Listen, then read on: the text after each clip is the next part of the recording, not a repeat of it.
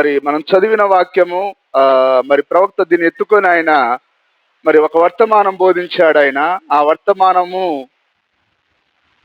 హఠాత్తుగా ఏం వర్తమానం బోధించాడు ఆయన? హఠాత్తుగా రహస్యముగా సంఘము వెళ్ళిపోవుట. ఏ విధంగా జరగనే ఉన్నది ఆ యొక్క ఎత్తబాటు? హఠాత్తుగా. హల్లెలూయా. ఇది ఎవ్వరికి తెలియదండి. హఠాత్తుగా జరగనే ఉన్నది, రహస్యంగా జరగనే ఉన్నది. హల్లెలూయా. కాబట్టి వధువు అనేది ఆమె ఎవరికి తెలియకుండా మరి హఠాత్తుగా రహస్యంగా సంఘము వెళ్ళిపోయే గడియలో మనం ఉన్నాం. హల్లెలూయా. ఇది అందరూ ప్రతి ఒక్కరు గమనించాలని కోరుతున్నాను. మరి ఆయన దొంగ వలె వస్తున్నాడు. ఆయన ఎందుకొరకు దొంగ? దేని కొరకు వస్తాడు? విలువైన వస్తువుల కొరకు వస్తాడు. ఇప్పుడు విలువైన వారు ఎవరు ఈ ప్రపంచంలో? అమెరికానా, రష్యానా, చైనానా? ఎవరు చెప్పండి? కేవలం వధువు ఒక్కతే. ఈ వధువును దొంగిలించుకొని తీసుకొని పోయేదానికి ఆయన హఠాత్తుగా రాబోతున్నాడు, రహస్యంగా రాబోతున్నాడు. మరి ఇక చిన్న వధువు వెళ్ళిపోయిందన్న సంగతి ఆ పట్టణంలో ఎవ్వరు కూడా తెలియదు. ఎందుకు? మనం చాలా గ్రామం నుంచి ఒక్కరం, ఆ విధంగా అసలు కొన్ని మండలాల నుంచి కొన్ని ప్రాంతాల నుంచి అయితే ఎవ్వరు రావట్లేదు. ప్రతిరోజు మేము చూస్తే పేపర్లో మనం చూస్తూ ఉంటాం, మరి ఫలానా వ్యక్తి కనబడటం లేదని. అలాగనే మనం ఎత్తబడిన తర్వాత వాళ్ళు ఏమనుకుంటారా, వాళ్ళు ఎక్కడికి పోయారులే, మనం పెద్దగా లేం కదా, ఏళ్ల మీద కూడా మనం లెక్క పెట్టవచ్చు. హల్లెలూయా. కాబట్టి ఈరోజు ప్రతిరోజు కేసులు నమోదు అవుతున్నాయి. మరి ఆంధ్ర రాష్ట్రంలో పవన్ కళ్యాణ్ ఎట్లా గెలిచాడు? ఆయన మరి 30,000 అమ్మాయిలు మిస్సింగ్ అయిపోయారని వాదులాడాడు అక్కడ. హల్లెలూయా. అలాగనే ఇప్పుడు 30,000 మనం 30,000 లేం కానీ కొద్ది మందే ఉన్నాం. ఓ 10 మంది 20 మంది ఉన్నాం. మరి 30,000 మంది జాడనే దొరకకపోతే మరి 10 మంది జాడ ఎవరైనా పెద్దగా దీనిపైన ఇన్వెస్టిగేషన్ చేస్తారా? దానిపైన పరిశోధన జరుగుతుందా? అస్సలు జరగదు. వాళ్ళు ఎటుపోయారో ఏమయ్యారని వారికి తెలియదు. అది అలాంటి కాలంలో మనం ఉన్నాం. దేవుని నామానికి స్తుతి కలుగును గాక. కాబట్టి మరి ఏది నీకు చెప్పి రాజు సోదరి సోదరుడా. కాబట్టి మనమే ఇప్పుడు సిద్ధపడాలి. ఆయన దొంగ వలె వస్తున్నాడు. ఆయన ఇప్పుడు ఎట్లా సిద్ధపడాలి? మనం ప్రతిదినం ప్రార్థన చేస్తూ సిద్ధపడాలి, ప్రతిదినం వాక్యం చదువుతూ సిద్ధపడాలి, ప్రతిదినం సువార్త చేస్తూ సిద్ధపడాలి. నువ్వు ఇవన్నీ చేసినప్పుడే నువ్వు సిద్ధపడి ఉన్నావని ఆ బుద్ధి గల కన్యకలు ఏం చేశాయి? తమ దివిటిని బాగు చేసుకున్నాయి. ఆ యొక్క దివిటిలో వారు నూనెను కలిగి ఉన్నారు. నిజమే, వారు కొనేవారి దగ్గర వారు కొనుక్కున్నారు. హల్లెలూయా. కాబట్టి ఈరోజు మనం సిద్ధపడకపోతే ఖచ్చితంగా మనం ఆ హఠాత్తుగా జరిగే, ఆ రహస్యంగా జరిగే ఎత్తుబాట్లు మనం మిస్ అయిపోతాం. దేవుని నామానికి స్తుతి కలుగును గాక. ఇప్పుడు అందరూ దీన్ని జాగ్రత్తగా గమనిస్తున్నారా? మరి ఈరోజు బంగారం ధర పెరిగిందనంటే దాని అర్థం ఏంటిది? ఏంటి సార్ భలే ఉన్నారు మీరు, బంగారం ధరకు ఎత్తబడడానికి ఏం సంబంధం? వర్తమానం చదివితే పాసిముఖం కూడా నిజమేనా? వర్తమానం చదివి బతికితే, చదివి చచ్చే కాదు, ఇప్పుడు చదివి బతికితే అప్పుడు అర్థమవుతుంది. బంగారం ధరకు మరి బోడుగుండుకు మోకాలకి ఏం సంబంధమో మనకు తెలియదు, కానీ బంగారం ధర పెరగడానికి, వధువు వెళ్ళిపోవడానికి అక్షరాల సంబంధం ఉన్నది. హల్లెలూయా. ఇప్పుడు ఎంత వచ్చింది? 1,30,000 వచ్చింది. నిజమేనా? ఒరే నాయన, వీళ్ళంతా చొక్కంగాళ్ళు ఉన్నారట్టుందిగా. అసలు ఊర్వే ఫోనే చూడరా వీళ్ళు. బంగారం ధర ఎంత ఉందో కూడా చెప్పడానికి నోరు రావట్లేదా? మీ నోరు బంగారంగాను. ఏమండి? ఎంత? 1,30,000. దేవుని నామానికి స్తుతి కలుగును గాక. అంటే ఇప్పుడు మనం ఏం అర్థం చేసుకోవాలి? ఈ బంగారం ధర పెరిగిందనంటే అసలైన బంగారం వెళ్ళిపోయే సమయం ఆసన్నమైంది. ఇప్పుడు భూమి పైన జరిగే ఈ సూచనలన్నీ వధువు యొక్క ఎత్తబాటు కొరకు చూపిస్తున్నాయి. ఇది పెరుగుట విరుగుట కొరకే అన్నారు. ఈ బంగారం ఇప్పుడు అధికంగా ఎందుకు పెరుగుతున్నది? అది ఒకేసారి పడిపోవడానికి. హల్లెలూయా. ఇప్పుడు ఈ బంగారం రేట్ ఎప్పటి వరకు పెరుగుతుంది? వధువు వెళ్ళిపోయేంత వరకు పెరుగుతూనే ఉంటది అది. హల్లెలూయా. కానీ వధువు ఎప్పుడైతే ఎత్తబాట్లోకి వెళ్ళిపోతుందో అకస్మాత్తుగా బంగారం ధర పడిపోతుంది. హల్లెలూయా. అప్పుడే మన పోపు తాత వస్తాడు. అప్పుడు ఆయన వచ్చి మరి ఎవరైనా కొనాలన్నా అమ్మాలన్నా వాని యొక్క పర్మిషన్ కావాలి, వాని యొక్క ముద్ర కావాలి, వాని పేరిట సంఖ్య కావాలి. అప్పుడే నీ బిడ్డలను పోషించగలవు. హల్లెలూయా. కాబట్టి ఈరోజు కాబట్టి సోదరుడా, నువ్వు విడవబడి ఆ పోపు తాత కింద ఉంటావా? నిజమేనా? ఈ రోజే తిండికి గుడ్డకు ఏది లేకపోయినా ప్రభు నీ వాక్యం గురించి జీవిస్తానని ఎంత కష్టమైనా ఇప్పుడే జీవిస్తా ప్రభు. ఆ హఠాత్తుగా రహస్యంగా జరిగే ఆ రాకడలో నేను వెళ్ళిపోతా ప్రభు అంటే జీవించాల్సిందేదో ఇప్పుడే జీవించు. ఒకవేళ లేదు నాకు కడుపే దేవుడు అని అంటే నీ ఇష్టం, జీవించబాగు. అది నీ చేతిలోనే ఉన్నది. అది చూడండి, మెల్లగా మనం చూద్దాం. మళ్ళా చదవండి ఆ వాక్యాన్ని. సహోదరులారా, ఆ దినము దొంగ వల్లే మీ మీదికి వచ్చుటకు మీరు చీకటిలో ఉన్నవారు కాదు. ఇప్పుడు మనం ఎక్కడున్నాం? సంఘ శాఖలో లేం మనం. మరి సంఘ శాఖలకు విషయాలు తెలియవు. చీకటి అంటే దాని అర్థం వెలుగు ఉంటే చీకటి ఉన్నదండి. ఆయన వర్తమానం వెలుగైనప్పుడు సంఘ శాఖలు లోకము చీకటి ఉన్నది. ఇప్పుడు ఎత్తబడుట అనేది ఎక్కడ జరగబోతున్నది? కేవలం వర్తమానంలో. హల్లెలూయా. ఆయన ఒకే ఒక స్థలాన్ని దర్శించనే ఉన్నాడు. ఆయన వర్తమానం అనే స్థలములో. నిజమేనా? మీరందరూ వెలుగు సంబంధులను పగటి సంబంధులనై ఉన్నారు. మనము రాత్రి వారము కాము. మనము ఎంత మాత్రము లోకపు వారం కాదు. రాత్రి అంటే మనం పడుకునే రాత్రిని గురించి కాదండి. అది అక్షరాల ఈ లోకాన్ని వెంబడించుట లేదా సంఘ శాఖను వెంబడించుట, దాన్నే రాత్రి అన్నారు. ఇప్పుడు ఈ రాత్రిలో ఉన్న వారు ఏం చేస్తున్నారు? ఏమి తిందుమా, ఏమి త్రాగుదమా? వారు మేడలు కడుతూ, మిద్దెలు కడుతూ, పెళ్లికి పడుచు, నారు నాడుచు, ఇల్లు కడుతూ ఉన్నారు. అయితే అది వారు చీకటి వారు కాబట్టి. అయితే మనం పగటి వారం అయితే మన గురంతా దేనిపైన ఉండాలి? ఈ హఠాత్తుగా రహస్యంగా జరిగే ఎత్తబాటు పైన ఉండాలి. హల్లెలూయా. కావున ఇతరుల వలె నిద్రపోవడం అంటే ఈ నిద్ర గురించి కాదు.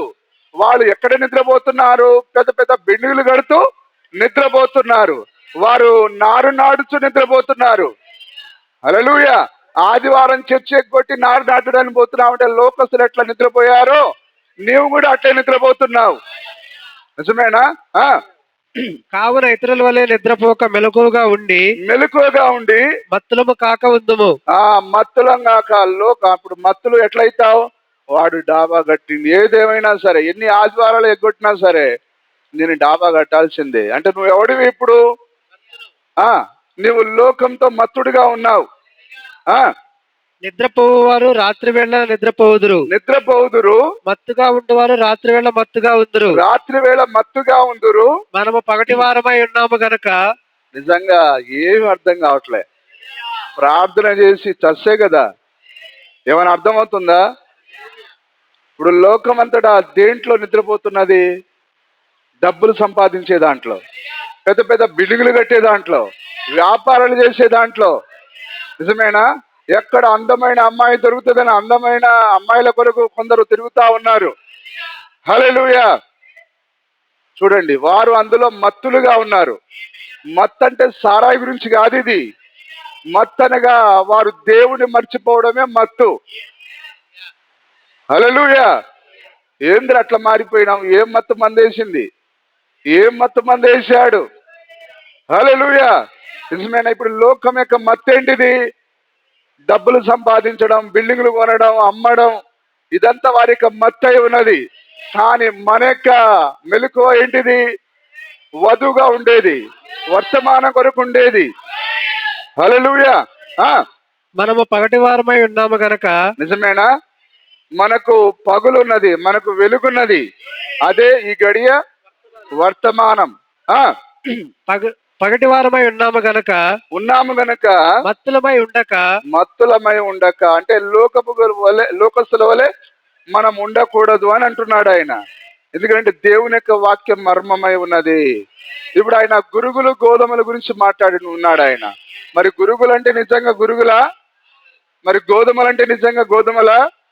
గురుగులను ఆయన కట్టగట్టమన్నాడు ఆయన, కానీ గోధుమలను ఆయన కట్టగట్టమని చెప్పలేదు. అంటే కట్టలంటే ఏంటిది? గురుగులను కట్టగట్టమన్నాడు ఆయన. కట్టనగా మరి ఒక కట్ట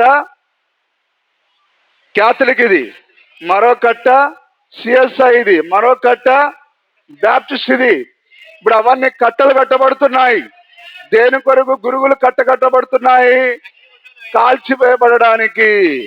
కానీ ఆయన గోధుమను మాత్రం కొట్లో చేర్చమన్నాడు. ఇప్పుడు గోధుమలు కొట్లో చేర్చబడే కాలం ఇది. హఠాత్తుగా రహస్యంగా గోధుమలు ఆ కొట్లోకి వెళ్ళబోతున్నాయి. దేవుని నామానికి స్తుతి కలుగును గాక.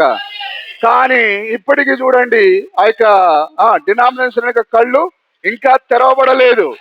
ఆ గురుగులు అంటే ఇంకా ఎవరు మేం కాదు అని అంటే హల్లెలూయా. మరి గుమ్మడికాయ దొంగలు ఎవరు? ఇప్పుడు కౌన్ హై?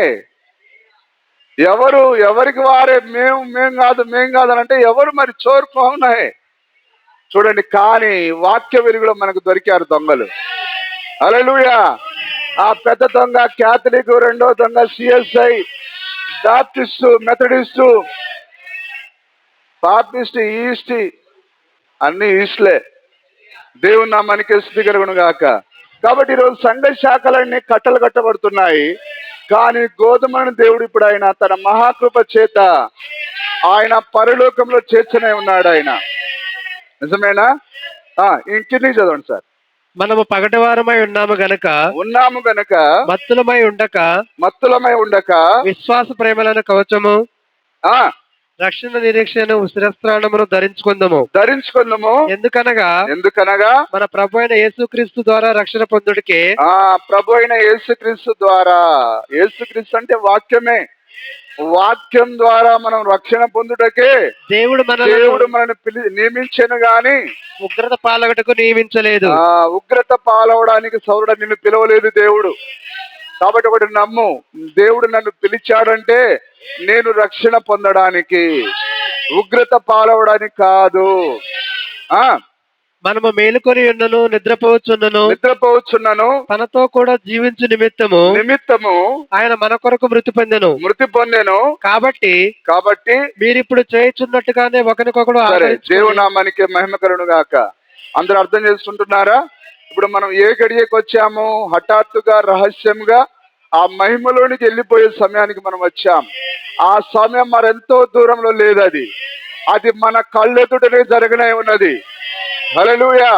ఏదో ఒక శుభోదయాన వధువు ఆ యొక్క రాత్రిలో వెళ్ళనే ఉన్నది 6-9 మధ్యలో. హల్లెలూయా. కానీ 6-9 మధ్యలో రాత్రి జరుగుతుందని అంటే 9 గంటల వరకు కూడా లేవలేని వాళ్ళు ఉన్నారు. కాబట్టి ప్రార్థన చేసే సమయం అదే. ఒక శుభోదయాన 6-9 మధ్యలో భీకర గాలి వీచును, వధువు అదృష్టమగును. భీకర గాలి వీచును, వధువు అదృష్టమగును. హల్లెలూయా ఆమేన్. హల్లెలూయా ఆమేన్. హల్లెలూయా హల్లెలూయా హల్లెలూయా ఆమేన్. గ్లోరీ. హల్లెలూయా ఆమేన్. హల్లెలూయా ఆమేన్. హల్లెలూయా హల్లెలూయా హల్లెలూయా ఆమేన్. ఒక శుభోదయాన. నిజం ఉందా? హల్లెలూయా. ఒక శుభోదయాన ప్రియురాలు తన ప్రియునక ఒడిలో చేర్చబడే. హల్లెలూయా. ఎందుకు సార్ మాకు ఈ రాకడా? మాకు బోలెడంత బలగం ఉన్నది, ఆస్తి ఉన్నది. నీకు వద్దకపోతే ఈయనే ఉండు, ఆడ పాట పాడుకో. ఒక శుభోదయాన పాట పాడకపోతే మరొక పాట ఉన్నది. నిజమేనా? అదేంటిది? అగ్ని ఆరదు, పురుగు చావదు. దాని ఏమంటారు? చెక్క భజన. ఆడ ఉంటుందో లేదో కానీ ఆడ ఖచ్చితంగా ఎగరాల్సింది. అగ్ని ఆరదు. ఎందుకంటే ఆడ కాళ్ళు ఆగలేవు. ఎందుకు? కింద నిప్పే, సైడ్కి నిప్పే, ఇక నువ్వు ఎగురుతూనే ఉండాలి. దయ్యాల ప్రవీణ్ ఫైర్ ఫైర్ టచ్ అగ్ని దిగిరా దిగిరా అనగానే వాళ్ళందరూ ఎగురుతారు చూడండి. అట్లా నీకు ఎవ్వరు ఫైర్ అని చెప్పకపోయినా ఇక నీ పని అంతా ఏంటిది? ఫైర్. ఎప్పుడు ఫైర్. హల్లెలూయా. మరి చాలా మంచోడు ప్రవీణ్ కుమార్, ఇప్పుడే ప్రాక్టీస్ చేపిస్తున్నాడు. బిడ్డ, ఆ నరకంలో నువ్వు ఎట్లా ఎగరాలో బిడ్డ.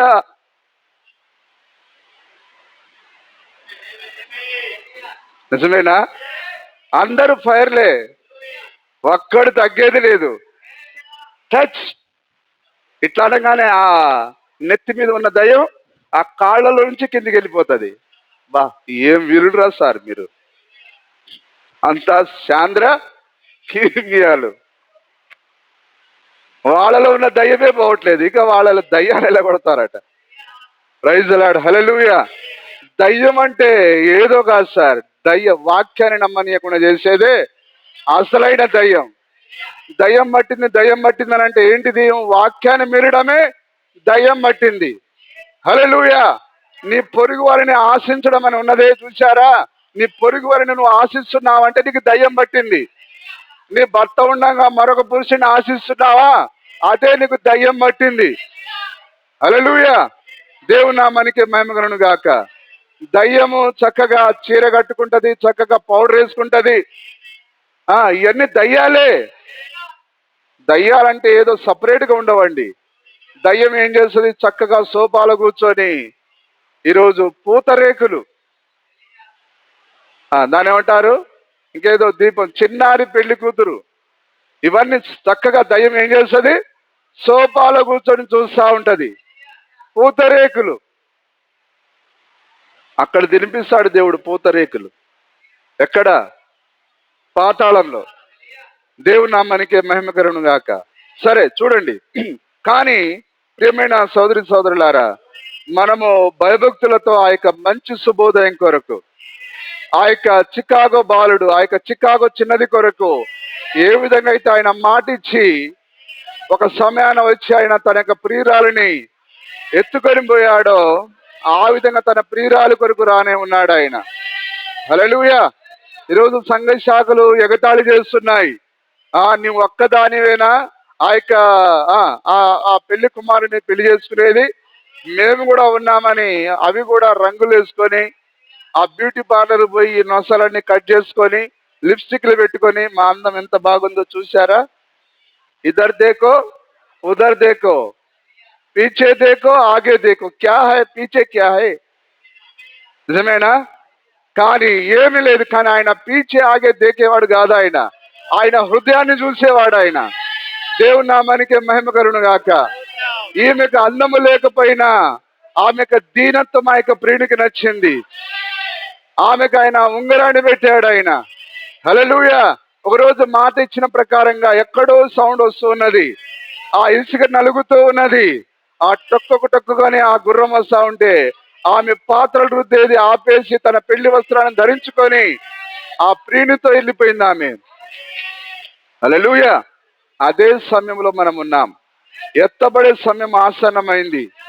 ఈ బంగారం రేటు పెరిగిందంటే దాని అర్థం ఏంటిది? వధువు వెళ్ళిపోయే గడియ వచ్చింది. హల్లెలూయా. సరే, మనం ఒకసారి వాక్యం నుంచి మరొక వాక్యం చూద్దాం. యెహెజ్కేలు గ్రంథము 16వ అధ్యాయం 44 వచనం. 16:44 చూడండి. సామెతలు చెప్పు వారందరూ తల్లి ఎట్టిదో బిడ్డయు అట్టిదే అని నిన్ను గుర్చి అందరు. తల్లి ఎట్టిదో బిడ్డయు. నిజమేనా?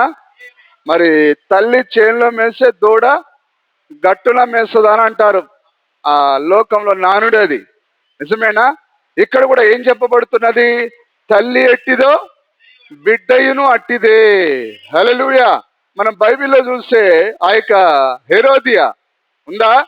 ఆమె ఒక వ్యభిచారిణి, ఒక వేశ్య.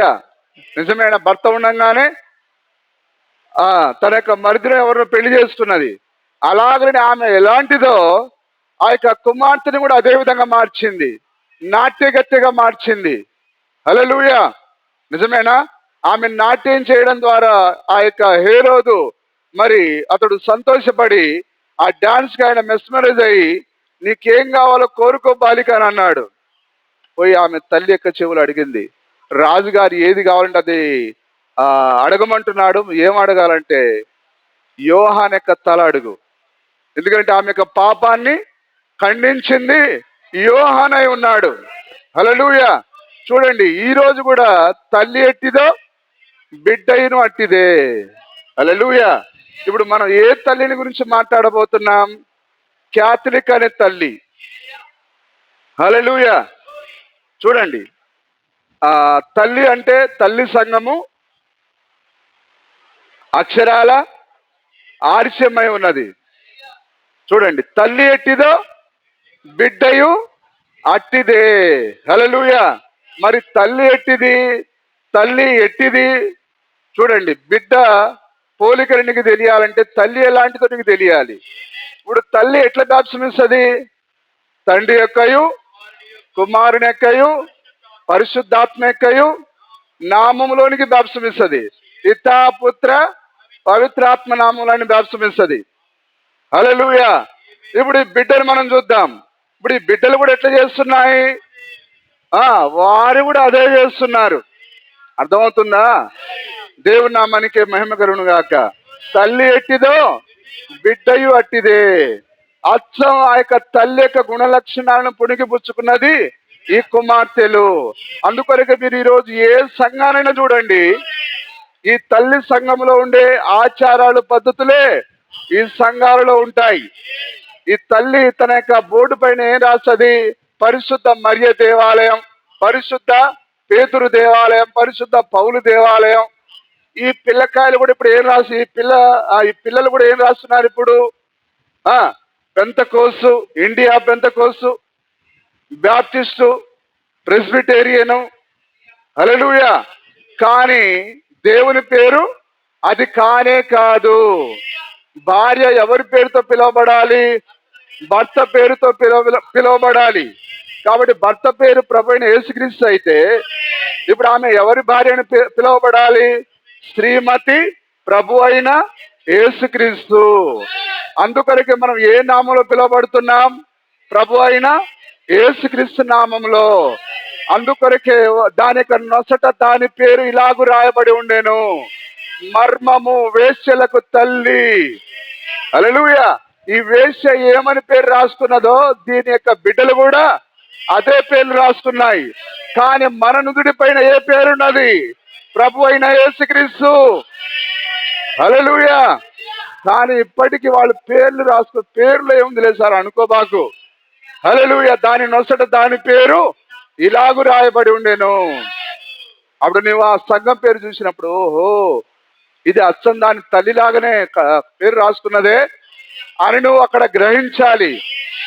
మాకెందుకు సార్ అట్లా తిట్టే అలవాటు మాకు లేదు. అవును, దేవుడే రాసిండు, నువ్వు పెద్ద పరిశుద్ధుడివి, దేవుని కంటే పెద్ద పరిశుద్ధుడివి. హల్లెలూయా. ఆయనే దాన్ని వేశ్య అంటే మరి నువ్వు వేశ్యానవా? మా వేశ్యక కుమార్తెలివి. చూడండి, ఈ వేశ్య ఏం చేస్తున్నది? పగలు ప్రభురాత్రి భోజనాన్ని ఇస్తున్నది. ఏం సార్ ఉన్నారా? వాక్యపు లోకంలో ఉన్నారా? ఇప్పుడు ఈ తల్లి ఎవరో బిడ్డలు ఎవరో మనకు అర్థం కావాలి. ఇప్పుడు ఈ తల్లి ఏం చేస్తున్నదో దాని యొక్క ఛాయలన్నీ ఈ యొక్క కుమార్తెలలో ఉన్నాయి. తల్లి ఎట్టిదో బిడ్డైన అట్టివే. ఈ యొక్క తల్లి తండ్రి కుమారు నామలు బాప్తిసమిస్తే ఈ బిడ్డలు కూడా అవే చేస్తున్నాయి.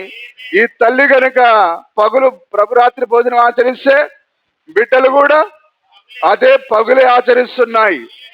దాన్ని ప్రభురాత్రి భోజనం అనరండి, పగులు భోజనం అంటారు. కానీ బైబిల్లో ఏమున్నది? ప్రభు అయిన యేసు తాను అప్పగించబడిన రాత్రి ఒక్క రొట్టెనెత్తుకొని, ఈ తల్లి చాలా రొట్టెలు ఎత్తుకుంటది. ఇప్పుడు బిడ్డలు కూడా ఏం చేస్తున్నాయి? చాలా రొట్టెలు ఎత్తుకుంటున్నాయి. ఒక్కడితో ఏందా సంసారం చేసేది? బోలెడు మంది ఉండాలి. అంటే దీనికి ఒక్కరు కాదు భర్త ఉన్నది, కానీ మనకొక్కడే పురుషుడు, ఆయనే ప్రభు అయిన యేసుక్రీస్తు. ఆయనే మన శిరస్సు అయి ఉన్నాడు. అందుకొరకే ఒకే రొట్టెని మనం ఎత్తుకుంటాం. ఆయన శరీరంలో నుంచి రక్తం చిందించబడింది. కాబట్టి ఒకే పాత్రలోని మనం తాగుతున్నాం. కానీ చూడండి, వారి దగ్గర చాలా పాత్రలు ఉన్నాయి. కాబట్టి వాటి కొరకు ఎవడు రక్తం చిందించిండో వాళ్ళకి తెలియదు. కాబట్టి చాలా పాత్రలు వాళ్ళు గ్లాసులు తీసుకొని వస్తారు. కానీ అది చూసారా ఇప్పుడు వాక్య వెలుగులో తల్లి ఎట్టిదో చూడండి. ఏ డినామినేషన్కి అయినా పోయి మీరు చూడండి, అవే కార్యాలు ఉంటాయి. హల్లెలూయా. ఇప్పుడు క్యాథలిక్ ఒకరి పాదాలు ఒకరు గడగరు, వీళ్ళు కూడా గడగరు. ఇప్పుడు పెద్ద ప్రపంచానికి పాత కాలంలో గూడాలలో క్రిస్మస్ పండుగను ఆచరించింది ఎవరు? క్యాథలిక్. నిజమేనా? ఇప్పుడు క్యాథలిక్ ఈ ఆర్చ్యము ఆ యొక్క క్రిస్మస్ ఆచరిస్తే చూడండి, ఈరోజు ఉండే ఈ సంఘాలన్నీ అదే డిసెంబర్ 25 కాదు నాయన అంటే, లేదు మా తల్లి అదే చెప్పింది. తల్లి ఏది నేర్పిస్తున్నదో బిడ్డలు అవే చేస్తున్నాయి. డిసెంబర్ 25 బైబిల్ అసలు లేనే లేదు. కానీ క్యాథలిక్ బైబిల్లో లేని దాన్ని నమ్ముతుంది. ఈ బిడ్డలు కూడా బైబిల్లో లేని దాన్ని నమ్ముతాయి. యేసు ప్రభు డిసెంబర్ 25 అసలు పుట్టలేదు. ఆయన జీవపు కాలంలో పుట్టాడు. ఆయన ఆ ఆకులు చిగురించే కాలంలో పుట్టాడు ఆయన. కానీ ఆ యొక్క పెద్ద పెద్ద మహావృక్షాలు తమ యొక్క జీవాన్ని భూమిలోనికి తీసుకొని పోయే కాలంలో ఆయన చనిపోయాడు. ఆయన అంటే ఇది ఏ కాలం? అది ఆ వృక్ష జీవము ఆ యొక్క వేరులోకి పోయేది ఏ కాలం? చలికాలంలో. కానీ వాక్య విరోధంగా ఈ తల్లి ఏం చేస్తున్నదో ఈ బిడ్డలు అవే చేస్తున్నాయి. అందుకొరకే సోదరులారా, ఈరోజు నీవు ఏదో ఒక సంస్థలో జాయిన్ అవుతున్నావనంటే నీవు మృగపు ముద్రను కలిగి ఉన్నావు. హల్లెలూయా.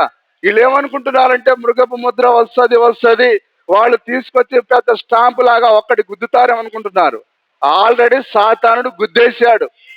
తండ్రి కుమారు నామల బ్యాప్తిస్మం ద్వారా సాతాను యొక్క స్టాంప్ నీ పైన పడ్డది. ఆ స్టాంప్ పేరు ఆ సిద్ధాంతాలన్నిటి కలిపి షార్ట్ కట్ లో ఏమంటారు? ఈ సిద్ధాంతాలను కలిపి టోటల్ గా 666 అంటారు. హల్లెలూయా. ఇది వరకే వారు ఈ ముద్రను కలిగి ఉన్నారు. ఏదో కొత్తగా వచ్చేది కాదు ఇది. దేవుని నామానికి మహిమ కలుగును గాక. ఇప్పుడు వారు తండ్రి కుమారి నామలో దాస్యం పొందుతున్నారంటే వారికి ముద్ర కలిగి ఉన్నారు. వారు ప్రభురాత్రి భోజనానికి బదులుగా పగులు చేస్తున్నారంటే వారికి ముద్ర ఉన్నది. నిజమేనా? కాబట్టి చూడండి, వారిపైన ముద్ర ఉన్నదని మనం ఈజీగా తెలుసుకోవచ్చు. వారు క్రిస్మస్ ఆచరిస్తున్నారు, ఈస్టర్ ఆచరిస్తున్నారు. బైబిల్లో లేని ఏ కార్యాన్ని కూడా వారు చేయలేకపోతున్నారు. బైబిల్లో ఉన్న కార్యాన్ని వారు చేయలేకపోతున్నారు. వారు చేసేదంతా ఏంది? తల్లి ఏం చేస్తున్నదో ఈ బిడ్డలు అవే చేస్తున్నారు. అంటే ఇప్పుడు ఈ 666 ముద్ర పనిచేస్తుందా లేదా? ఇది వరకే వారు దాన్ని కలిగి ఉన్నారు. హల్లెలూయా. చూడండి, మొదటి తెస్సలోనికీయులకు రాసిన పత్రిక 2వ అధ్యాయం 6వ వచనం ఒకసారి చూడండి. మొదటిదా రెండోదా? 2:6 చదవండి. కాగా వాడు తన సొంత కాలమందు బయలుపరచబడవలెనని వానిని అడ్డగించినది ఏదో అది మీరు ఎరుగుదురు. వధువు ఉన్నదా ఇక్కడ? వాక్యము ఎవరిది? ఇది ఇక్కడ కూర్చున్న ప్రతి ఒక్కరిది. హల్లెలూయా. నా ప్రియుడు నావాడు. సార్ మీరు ఎంత చెప్పినా మీకే అది. నాకేనా? నీ వాడేనా ఆయన? నీ వాడైతే వాక్యం ఎవరిది? అది నీదది. కాబట్టి నీ మనసుని ఇప్పుడు దేంట్లో ప్రవేశించాలి? వాక్యంలో నీ ఆత్మను ప్రవేశింపజేయాలి. హల్లెలూయా. నా ప్రాణమా, నా ప్రియుడు చెప్పిన వాక్యాన్ని గ్రహించు అని చెప్పి నీ కళ్ళతో వాక్యాన్ని చూడు, దాన్ని అర్థం చేసుకోవడానికి ప్రయత్నం చేయి. హల్లెలూయా. బయలుపరచబడవలెనని వానిని అడ్డగించినది ఏదో. చెప్పండి. ఇప్పుడు ఈ యొక్క సంఘాలన్నీ అమెరికా బాంబు వేయకుండా, రష్యా బాంబు వేయకుండా, ఆ యొక్క ఉత్తర కొరియా బాంబు వేయకుండా దానిని అడ్డగించేది ఏంటిది? వధువు. హల్లెలూయా. నిజమేనా? అది వధువై ఉన్నది. దేవుని నామానికి స్తుతి కలుగును గాక. ఇక్కడ వధువు ఉన్నది కాబట్టి వారు బాంబులు వేయలేకపోతున్నారు. ఇప్పుడు పోపు రంగం మీదకి రావాలి కానీ వాడు రాలేకపోతున్నాడు. దాన్ని ఏదో అడ్డగిస్తూ ఉన్నది. దానిని అడ్డగించేదే పరిశుద్ధాత్మ శక్తి. ఎక్కడున్నది పరిశుద్ధాత్మ? వధువులో ఉన్నది. ఈ కార్యాలన్నీ రాకుండా ప్రపంచం ఈరోజు క్షేమంగా ఉన్నదంటే అది వధువు యొక్క దయ. హల్లెలూయా. అది పరిశుద్ధాత్మ యొక్క దయ. అది హల్లెలూయా. నిజమేనా? పోని వాళ్ళు నమ్మకపోతే నమ్మకపోయారండి, మీరు నమ్మండి. నా యొక్క ఈ కేక దేని కొరకంటే లోకం నమ్మే దాని కొరకు కాదు, వధువు నమ్మాలి. హల్లెలూయా. దేవుడు ఇప్పుడు ఆ యొక్క పోపును ఆయన అడ్డుకుంటున్నాడు. ఆ యొక్క ఉత్తర కొరియా కిమ్ జంగ్ ను అడ్డుకుంటున్నాడు. ఏ విధంగా వధువులో ఉండి అడ్డగిస్తున్నాడు ఆయన. హల్లెలూయా. దేవుని నామానికి స్తుతి కలుగును గాక. వారిని అడ్డగించినది ఏదో అది మీరు ఎరుగుదురు. ఎరిగారా? పౌలు గారు మన గురించే మాట్లాడుతున్నాడు. ఈ కాలపు వధు ఆ కాలపు వధువు గురించి కాదు. అది మర్మాలని ఈ కాలంలో ఉండే వధువుకే. అడ్డగించున్నది ఏదో అది మీరు ఎరుగుదురు. మీరు ఎరిగారా? హల్లెలూయా. ఈరోజు ఈ వర్తమానమే పరిశుద్ధాత్మ. చూడండి, అందరిని అడ్డగించేది ఈ వర్తమానం ముందు ఏది నిలబడదు. ఏ ఆచారమైన సిద్ధాంతమైన వాడు వేసే ప్రతి బాణాలను ఆర్పివేసేది ఈ వర్తమానము. వాడు ఏదైనా ఇక్కడికి వచ్చేసరికి తునాతునకలైపోతుంది. దీని ముందు ఏది గెలవదు. అడ్డగించేది ఈ వర్తమానం. హల్లెలూయా. నమ్ముతున్నారా? మనమంత ప్రాముఖ్యమైన వాళ్ళమండి. మిమ్మల్ని మీరు చాలా సార్లు హీనపరుచుకుంటున్నారు, తక్కువ అంచనా వేసుకుంటున్నారు. కాదు సోదరి సోదరులారా, దేవుడు నీలో నివాసం చేస్తున్నాడు. ఆయన నీ ద్వారా ఆయన జయం పొందుతున్నాడు. ఆ దేవుడు జయిస్తూ ఉన్నాడు. ఏ విధంగా ఆ రోజు ఆయన కుమారులో ఉండి జయించాడు. ఈ రోజు ఆయన తన కుమారులలో కుమార్తెలలో ఉండి జయిస్తూ ఉన్నాడు. ఈరోజు తప్పుడు సంఘాలతో యుద్ధం చేసేది మనం కాదు, మనలో ఉండే పరిశుద్ధాత్మ, మనలో ఉండే ఈ వర్తమానం. ఎంతమందికి ధైర్యం ఉన్నది? హల్లెలూయా. మీరు ఎరుగుదురు. ధర్మ విరోధ సంబంధమైన మర్మం ఇప్పటికే ధర్మం అంటే వాక్యం. ధర్మం న్యాయం అంటే లోకపు డైలాగ్ కాదు. అది ధర్మము అనగా వాక్యం. ధర్మ విరోధం అనంటే సిద్ధాంతాలు, ఆచారాలు. ధర్మ విరోధమైన మర్మము ఇప్పటికే చేయుచున్నది. ఎప్పటికో వస్తుందని కాదు, ఇప్పటికే అది క్రియ చేస్తూ ఉన్నది. ఇప్పుడు అవి సంఘ శాఖలో మనం చూసామా? అది క్యాథలిక్ లో పనిచేస్తున్నది. ఈరోజు సంఘాలన్నిటిలో అవి పనిచేస్తున్నాయి. అందుకొరకే నేను అంటాను, కళలో కూడా ఆ యొక్క డినామినేషన్ చర్చిలో కూర్చొని ఉన్నట్టుగా కళ రాకూడదని. సరే వస్తే మనం చేసేది ఏం లేదు, కానీ రాకుండా ఉండడం మంచిది. హల్లెలూయా. ఎందుకనగా అవి దయ్యాలై ఉన్నాయి, అవి ముద్ర కింద ముద్రించబడ్డాయి. కానీ వధువు పరిశుద్ధాత్మ కింద ముద్రించబడింది. ఎందుకంటే మరి పరిశుద్ధాత్మ ముద్ర లేదంటే మరొక ముద్ర ఉన్నది. నిజమేనా? 2 దారులు ఉన్నాయి, ఒకటి పరలోకం, ఒకటి పాతాళం. ఒకటి మరణం ఉన్నది, ఒకటి జీవం ఉన్నది. కాబట్టి పరిశుద్ధాత్మ చేత నువ్వు ముద్రించబడితే మరొక ముద్ర, మిగిలిన వారిని ఏం చేయాలి? దయ్యం ముద్రించాలి. సార్ నువ్వు ముద్రించంగా వదిలేసి నాకి నేను చూసుకుంటా. హల్లెలూయా. నిజమేనా? మరి దయ్యం కూడా వాని జోలి పోకపోతే వాడు అడుగుతాడు, వాని పని అది. హల్లెలూయా. ఆ రోజు అవ్వ దగ్గరికి వచ్చి వాడు రావడం వాని తప్పు కాదు, అది వాని సహజ లక్షణం ఏంటిది? మనుషులను చెడగొట్టడం. కానీ ఇప్పుడు అవ్వ ఏం చేయాలి? నువ్వు దొంగోడివి, మోసగాడివి, చెడగొట్టేవాడివి, నువ్వు నా ఇంట్లోకి రావడానికే వీల్లేదురా. హల్లెలూయా. కానీ తలుపు వాడు బలవంతంగా తీయలే. సాతానుడైనా వాడు మంచోడే సార్, బలవంతంగా ఏమీ రాడు వాడు. నువ్వు ద్వారాలు తెరిస్తేనే నీ ఇంట్లోకి వస్తాడు. పాస్టర్ రూపంలో వస్తే దయ్యం కాదా? దయ్యాన్ని ఇంట్లో పెట్టుకొని ఊగిపోయి దయ్యం మొహం. హల్లెలూయా. కాబట్టి నువ్వు ఎప్పుడైతే అవకాశం ఇస్తావో, కాబట్టి దయ్యం కూడా యేసేపు యొక్క జీవితంలో రావడానికి ప్రయత్నం చేసింది. కానీ ఇప్పుడు ఆయన ఏం చేశాడు? దయ్యం నీ దగ్గర నేను అసలే ఉండను అని ఆయన పారిపోయాడు. ప్రతి ఒక్కొక్కరి గృహాల్లోనికి దయ్యం రావడానికి ప్రయత్నం చేస్తుంది. నీవు దాని నుంచి దూరంగా వెళ్ళిపోవాలి. అది ఇచ్చే పిచ్చి కళను నమ్మకూడదు. నీ నీ యొక్క కళ వాక్యానికి మ్యాచ్ అవ్వాలి, నీ దర్శనం వాక్యానికి మ్యాచ్ అవ్వాలి. హల్లెలూయా. పాత కాలంలో ఎవరికైనా కళ దర్శనం వస్తే అక్కడ ఊరీము తొమ్మిది ముందు దాన్ని పలకాలి. పలికినప్పుడు ఆ 12 రాళ్ల మీద వెలుగు రావాలి, ఇంద్రధనుస్సు రావాలి. అప్పుడే నీకు వచ్చిన కళ సరైనది. హల్లెలూయా.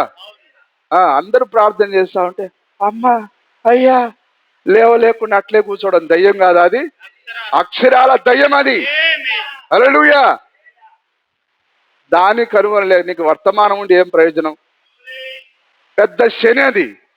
వాక్యమున నీ బతుకు మారకపోతే, ఇంకా నువ్వు దయ్యాల చేత పీడించబడితే నువ్వు నశించి ఎక్కడికి వెళ్తావు? పాతాళానికి వెళ్తావు. హల్లెలూయా. నువ్వు మాట్లాడాల దయ్యంతో, దయ్యమా నువ్వు భ్రమపరుస్తున్నావు, నా శరీరంలో నీకు స్థానం లేదు, నువ్వు ఎక్కడి నుంచి వచ్చావు అక్కడికి వెళ్ళిపో. హల్లెలూయా. ప్రతి కళను ప్రతి పిచ్చి కార్యాలను నమ్మేసి ఊగిపోయి అది దయ్యం అది. సరే, ఇప్పుడు మనం ఎక్కడున్నాం? ధర్మ విరోధమైన సంబంధము మర్మము ఇప్పటికే క్రియ చేయుచున్నది. హల్లెలూయా. ఇప్పుడు సాతానుడు ఏ విధంగా మర్మయుక్తంగా సంఘంలో ప్రవేశించాడో మనకు అర్థమైంది. వాడు తండ్రి కుమార పరిశుద్ధాత్మ ద్వారా అనే మర్మం ద్వారా ఆ యొక్క ప్రజలలోకి ప్రవేశించాడు. ఆ పగలు భోజనం ద్వారా ప్రజల్లో ప్రవేశించాడు. ఆ క్రిస్మస్ ద్వారా ప్రజల్లో ప్రవేశించాడు. ఈస్టర్ ద్వారా ప్రవేశించాడు. ఇవన్నీ వాని యొక్క ముద్రలివి. ధర్మ విరోధమైన మర్మం ఇప్పటికే క్రియ చేయుచున్నది గాని ఇది వరకు అడ్డగించుచున్నవాడు మధ్య నుండి తీసివేయబడే వరకే అడ్డగించును. హల్లెలూయా. ఇప్పుడు అడ్డగించేది ఎవరు? పరిశుద్ధాత్ముడు. ఇప్పుడు ఆయన తొలగించబడ్డం అంటే తీసివేయబడ్డం అర్థం ఏంటిది? వధువు రాచర్లో వెళ్ళిపోవడమే. హల్లెలూయా. అందుకొరకైనా ఒక పాదం భూమి మీదను ఒక పాదం సముద్రం మీద మోపి ఆగండ్రా ఆగండ్రా అని ఆపేది ఎవరు? ఎవరిలో ఉండి ఆపుతున్నాడు ఆయన? ఈ వధువులో ఉండి. ఆ పాదం ఎవరిదో కాదు, అది వధువుదే అది. హల్లెలూయా. అందుకొరకే అవి రెండు ఆగి ఉన్నాయి, నిజమేనా? కానీ ఎప్పుడైతే మధ్య నుంచి ఆత్మయు పెళ్లి కుమార్తెయు రమ్మని పిలుస్తున్నారు ఎవరిని? ఆ యొక్క గొప్ప కృపగల దేవుణ్ణి, యేసుక్రీస్తుని. నిజమేనా? ఆత్మయు పెళ్లి కుమార్తెయు. మరి ఆత్మ యొక్క మరి హృదయం ఏ విధంగా ఉన్నది? ఈ పాపపు లోకంలో వద్దిగా ఇక నువ్వు వచ్చే ప్రభు అని ఆత్మ అంటున్నది. ఇప్పుడు ఆత్మతో పాటు ఇప్పుడు ఈ వధువు కూడా ఏం చేయాలి? ఏకీభవించాలి. ప్రభు అయిన యేసు త్వరగా రమ్ము. హల్లెలూయా. ఆగు సార్, రమ్ము వద్దు సార్, రమ్ము తాగాలి. రమ్ము కాదు, మాకు రమ్ము కావాలి, రమ్ము డ్రమ్ము. సరే, అయితే వధువు అయితే ప్రభు అయిన యేసు. వధువు తీసేయబడ్డం అంటే దాని అర్థం ఏంటిది? పరిశుద్ధాత్మ తీసివేయబడ్డమే. ఇప్పుడు పరిశుద్ధాత్మ ఎక్కడున్నాడు? వధువులో ఉన్నాడు. కాబట్టి ఆ ధర్మ విరోధిని అడ్డగించేది, హల్లెలూయా, వధువులో ఉన్న పరిశుద్ధాత్ముడు. వధువు ఎప్పుడైతే వెళ్తున్నదో పరిశుద్ధాత్ముడు కూడా వెళ్ళిపోతున్నాడు. నిజమేనా? చదవండి. అప్పుడు ఆ ధర్మ విరోధి బయలుపరచబడును. అది అందరికి అప్పుడు వాడు బయలుపరచబడతాడు. ఓరి నాయన, ఇంతకాలం ప్రపంచ శాంతి దూత అది ఇది అనుకున్నాం. ఇప్పుడు నేను చాలా మందికి పండితులకు చెప్తా ఉంటాను, సార్ ఈ లోకంలో ఎవరికి మీరు భయపడకండి, భయపడేది ఒకే ఒకనికి. ఆయన ఎవరంటే సాధువుగా ఆ యొక్క శాంతి స్వరూపిగా కనిపించే ఆ పోపుకు మాత్రం భయపడండి. ఎందుకనగా వాడే ఈ ప్రపంచాన్ని ఏలనై ఉన్నాడు. హల్లెలూయా. కఠినమైన శిక్షను ప్రజలకు వేలనై ఉన్నాడు. కాబట్టి క్యాథలిక్ కంటే కఠినమైన మతం ఈ ప్రపంచంలో ఏది లేదు. అదొక్కటే కఠినమైన మతమై ఉన్నది. అదొక్కటే ప్రజలను నలగొట్టేదై ఉన్నది.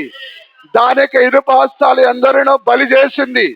ఎందరినో తనకి ఇనుప హస్తాలతో కౌగిలించుకొని తన కౌగిలిలో చంపేసింది. దాని యొక్క రక్తము, అది పరిశుద్ధుల రక్తం చేత మత్తిల్లి ఉన్నది. దాని ఇనుప హస్తాలు ఎందరో పరిశుద్ధులని చంపి ఉన్నది. అది సార్ కఠినమైన మతం అంటే క్యాథలిక్. కానీ లేదో వేరే వేరే మతాలకు భయపడుతున్నారు. కానీ ఒక ఆయన పోయిన వారం మేము మాట్లాడాము ఆ యొక్క పీజీ కాలేజ్ దగ్గర. ఆయన అవునా సార్, నేను ఇప్పుడు దాకా వీళ్ళే అనుకున్నా, వీళ్ళే దేనికి పనికి వస్తారు, వీళ్ళు దేనికి పనికిరాని లోకల్, దే ఆర్ లోకల్. కానీ నా పెద్దోడు ఇంటర్నేషనల్ వీడిది. హల్లెలూయా. చూడండి, పోపు మాటయే ఫైనల్. నిజమేనా? పోపు గనక ప్రపంచంలో ఉండే వారందరికీ మరియకు స్తోత్రములు చెప్పండి అని వాళ్ళందరూ ఏమంటారు? మరియకు స్తోత్రములు. నిజమేనా? ఎందుకు ప్రపంచమంతటా పోపు మాట వింటున్నది? ఇప్పుడు వాడు ఏమని చెప్పుకున్నాడు? యేసుక్రీస్తుకు బదులుగా నేను ఉన్నాను. ఇప్పుడు పోప్ అంటేనే కుమారునికి బదులుగా. ఇప్పుడు ఈ లోకమంతడు ఎవరి మాటకు లోబడాలి? కుమారునికి లోబడాలి.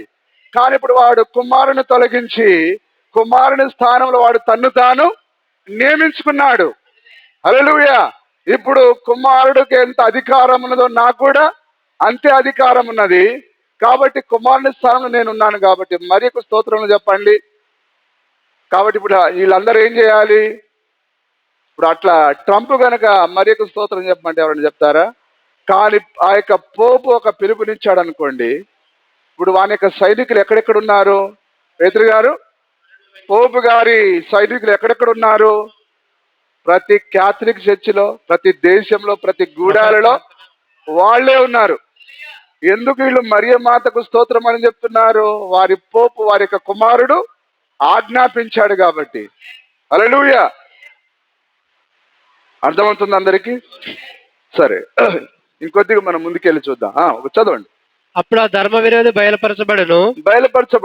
ప్రభు అయిన యేసు తన నోటి ఊపిరి చేత వారిని సంహరించి, ఆయన పరలోకానికి వెళ్ళిపోయిన తర్వాత ఇప్పుడు ఆయన భూమి మీదకి ఏం చేస్తాడు? ఆయన అగ్నిని తీసుకొని వస్తాడు. ఆయన తన నోటి ఊపిరి చేత వారిని సంహరించి తన ఆగమన ప్రకాశము చేత నాశనము చేయును. హల్లెలూయా. సరే, తర్వాత మనం చూద్దాం. 3వ అధ్యాయం 20వ వచనం, ప్రకటన గ్రంథము, లేదా ప్రకటన 2:21 చదువుదాం. 21-22 చదువుదాం. ప్రకటన 2వ అధ్యాయం చూడండి. అందరూ వాక్యాన్ని తీసి చదవండి. మారు మనసు పొందుటకు నేను దానికి సమయం ఇచ్చితిని గాని, మారు మనసు పొందుటకు నేను దానికంటే దేనికి? తల్లికిను పిల్లలకు ఈ వేశ్యక పిల్లలు కూడా ఆయన ఏమిచ్చాడు? ఆయన మాట్లాడు సార్. మారు మనసు పొందుటకు నేను అవకాశం ఇచ్చి తిని. హల్లెలూయా. ఏ విధంగా? విలియం బ్రెనామ్ ద్వారా అవకాశం ఇచ్చాడు ఆయన. విలియం బ్రెనామ్ యొక్క కేక ద్వారా అవకాశం ఇచ్చాడు ఆయన. హల్లెలూయా. ఓ సంఘ సంస్థలారా, మీరందరూ రండి వాక్యం దగ్గరికి. ఆయన ప్రవక్తలో ఉండి కేక వేశాడు. ఆయన మారు మనసు పొందుటకు నేను దానికి అవకాశం ఇచ్చి తిని, సమయం ఇచ్చి తిని. ఏమైనా అర్థమవుతుందా? హల్లెలూయా. ఎట్లా సమయం ఇస్తున్నాడు ఆయన? తన దాసుని ద్వారా, తన ప్రవక్త ద్వారా తిరిగి ఆయన వాక్యం దగ్గరికి రమ్మని పిలిచాడు ఆయన. తన ప్రవక్త ద్వారా ఆయన డోరును తట్టాడు ఆయన. హల్లెలూయా. ఎవడని నా స్వరం విని తలుపు తీసినాడలా. కానీ వాళ్ళకి ఏ స్వరం కనిపిస్తున్నది? ఏ రూపం కనిపిస్తున్నది? విలియం బ్రెనామ్ రూపం కనిపిస్తున్నది. కానీ ఆ విలియం బ్రెనామ్ రూపంలో ఎవరున్నారు? దేవుడు ఉన్నాడు అక్కడ. చెప్పండి, అందరూ ఆమేన్ చెప్తారా? హల్లెలూయా. దేవుడు ఒక ప్రవక్త ద్వారా ప్రపంచాన్ని దర్శించాడు. ఆ అద్భుత కార్యాలు ఎట్లా జరిగాయి? ఆశ్చర్యకార్యాలు ఎట్లా జరిగాయి? ఆ సృష్టి ఏ విధంగా కలిగింది? దేవుడే ప్రవక్తలో ఉండి ఈ లోకానికి ఆయన మారు మనసు పొందమని కేక వేశాడు ఆయన. ఇదిగో నేను దానికి మారు మనసు పొందుటకు సమయం ఇచ్చి తిని గాని, అవకాశం ఇచ్చి తిని గాని, అది మారు మనసు పొందనొల్లదు. 1933 నుంచి కేక వేశాడు ఆయన. కానీ తల్లిలాగానే ఉంది, బిడ్డలు. అర్థమవుతుందా? అందుకొరికి అర్థమవుతుందా వాక్యం? ఇప్పుడు నేను దానికి సమయం ఇచ్చాను కానీ అది మారు మనసు పొందనొల్లదు. హల్లెలూయా. కానీ ఎవరిప్పుడు మారు మనసు పొందారు? ఎవరైతే ముందుగా నిర్ణయించబడ్డారో, ఎవరైతే ముందుగా ఎన్నిక చేయబడ్డారో వారే బయటకు వస్తున్నారు ఇప్పుడు. అందుకే ఆయన అంటున్నాడు, నా ప్రజలారా, దాని పాపంలో పాలివారు కాకున్నట్లు దాన్ని విడిచి బయటికి రండి. ఇప్పుడు ఇది ఏ సమయం? ఇది బయటికి వచ్చే సమయం. ఇది దేవుడు ఇప్పుడు నీలో ఉండి కేక వేయాలనుకుంటున్నాడు ఆయన. అందుకొరకే ప్రతి సంఘ శాఖ విశ్వాసి దగ్గరికి వెళ్ళి, సోదరుడా అది కూలిపోనై ఉన్నది, బయటికి రా సోదరుడా అని చెప్పే గడియ ఇదే. మాకెందుకు సార్ అంత సమయం? మాకు లేదు, ఆ ఎత్తబోట ఏం మాకు అక్కర్లేదు. ఆదివారం ఒక్కటి చర్చి కోసం మా పని లేదా మమ్మల్ని చేసుకొని, ఈ కేకలు వద్దు, ఈ అరుపులు మాకేమొద్దు సార్. ఆ ఎత్తబాటు సంగతి ఏమి, ముందు మా పొట్ట నిండాలా, ఇక్కడ మాకు జరిగేదేదో జరగాల. హల్లెలూయా. కానీ రేపు లాజరు లేస్తాడు. నేను ఈ వాక్యం కొరకు నేను అవమానపరచబడ్డాను, నా ఆరోగ్యం పాడైపోయింది, దీని కొరకు నేను జీవించానంటాడు ఆయన. కాబట్టి సోదరులారా, ఇదిగో నా ప్రజలారా అని కేక వేయాలి ఆయన. ఎవరిలో ఉండి? నీలో ఉండి, నాలో ఉండి ఈరోజు కేక వేయాలి ఆయన, దాని పాపములు పాలివారు కాకుండానట్లు. హల్లెలూయా. ఆ రోజు జాన్ గారి యొక్క పంచర్ షాపు దగ్గర కేక వేశాడు ఆయన. ఎట్లా? ఒక మనిషిని ఆధారం చేసుకొని, నా కుమారుడు నువ్వు సంఘ శాఖలో కాదు ఉండాల్సింది, ఇదిగో నువ్వు బయటికి రావాలి. ఆ రోజు ఆయన ఆ ఇల్లన్ నగర్ లో ఆ విక్టర్ ద్వారా కేక వేశాడు ఆయన. ఎక్కడ? ఆ సాగర్ గారి ఇంటి దగ్గర. నమ్మబుద్ధి అవుతుందా? నా ప్రజలారా, దాని పాపంలో మీరు ఉండకూడదు. హల్లెలూయా. ఆ రోజు ఆ ప్రేమ్ కుమార్ ద్వారా ఆ యేసురత్నం ఇంటి దగ్గర కేక వేశాడు ఆయన. కుమారుడు నువ్వు సంఘ శాఖలో కాదు ఉండేది, ఇదిగో నువ్వు బయట ఉండా, ఇదిగో వాక్యం దగ్గరికి రావాలి. నిజమేనా? ఈరోజు కూడా అదే కేక మనం ఆపకూడదు. ప్రభు మన ద్వారా మాట్లాడడానికి మనం అవకాశం ఇవ్వాలి. నిజమైన ఆత్మ ఆ రోజు ప్రవక్త ద్వారా మాట్లాడాడు. ఇప్పుడు ప్రవక్త లేడు కాబట్టి ఇప్పుడు ఈరోజు అనేకులైన తన బిడ్డల ద్వారా ఆయన కేక వేయాలి, మాట్లాడాలని ఆయన. ఇదిగో నేను తలుపు తట్టుచున్నాను అనాలయన. నువ్వు ఒకరికి సువార్త చేయడం అంటే దాని అర్థం ఏంటిది? దేవుడు తలుపు తట్టుట. హల్లెలూయా. నేను దానికి చదవండి, మళ్ళీ చదవండి ఆ వాక్యాన్ని. మారు మనసు పొందుటకు నేను దానికి సమయం ఇచ్చితిని కానీ. దేనికి? తల్లికి ఇచ్చాడు, బిడ్డలకి ఇచ్చాడు.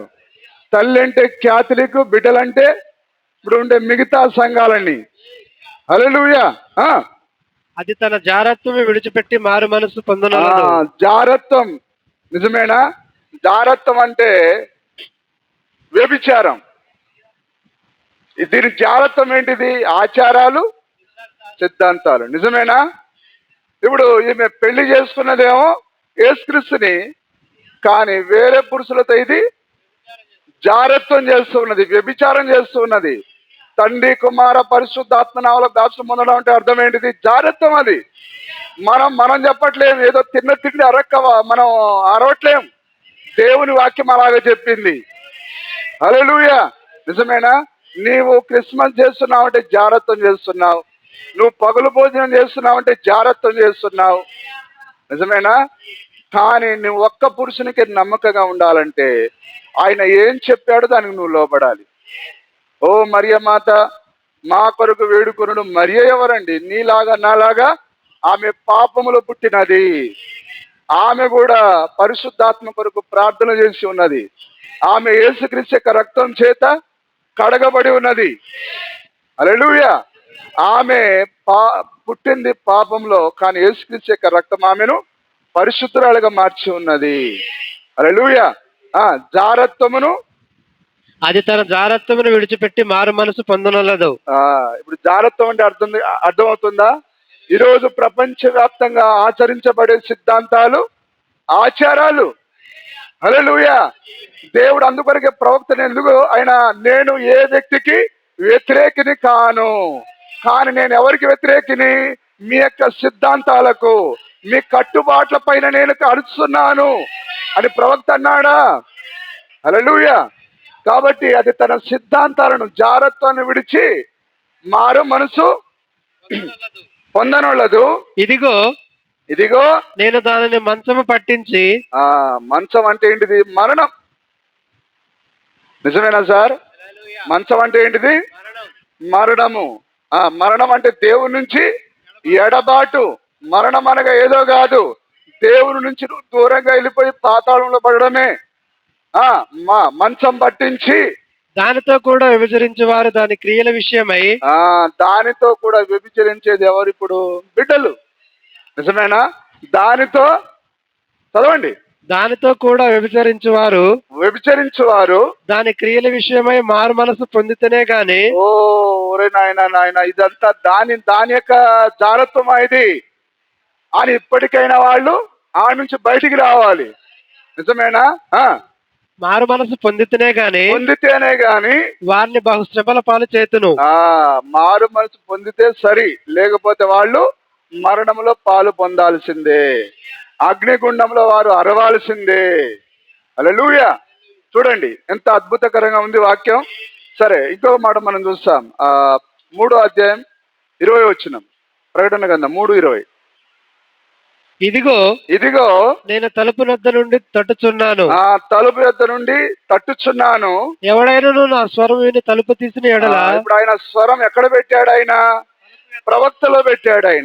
ఆయన స్వరం ఎక్కడ పెట్టాడు? ఆయన ఇక్కడ కూర్చున్న ప్రతి సహోదరులో పెట్టాడు. ప్రతి సహోదరులలో పెట్టాడు. ఇదిగో నేను తలుపు వద్ద నిలుచుండి తట్టుచున్నాను. ఎవడైనా నా స్వరం విని తలుపు తీసిన ఎడల నేను అతని వద్దకు వచ్చి. ఇప్పుడు విక్టర్ తలుపు తట్టినప్పుడు సాగర్ ఏం చేశాడు? ఆ ద్వారాన్ని తెరిచాడు. ఆయన అందుకొరకే రక్షింపబడ్డాడు. దేవుని నామానికి మహిమ కలుగును గాక. ఆ యొక్క విక్టర్ తలుపు తట్టినప్పుడు సురేష్ గారు ఏం చేశారు? ఇప్పుడు ఆయన ద్వారాన్ని తెరిచాడు. ఇప్పుడు ఈ రోజు ఆయన రక్షింపబడిన వ్యక్తి. ఏ రోజు దేవుడు వచ్చినా దేవుని రాజ్యానికి వస్తాడు. ఎవడైనా స్వరం విని తలుపు తీసినాడలా నేను అతని వద్దకు వచ్చి అతనితో నేను నాతో కూడా అతడును భోజనము చేయుదుము. హల్లెలూయా. నిజమేనా? ఎంతమంది గ్రహిస్తున్నారు? భోజనం చేయుదుము. నేను జయించి. సరే, ఇక్కడ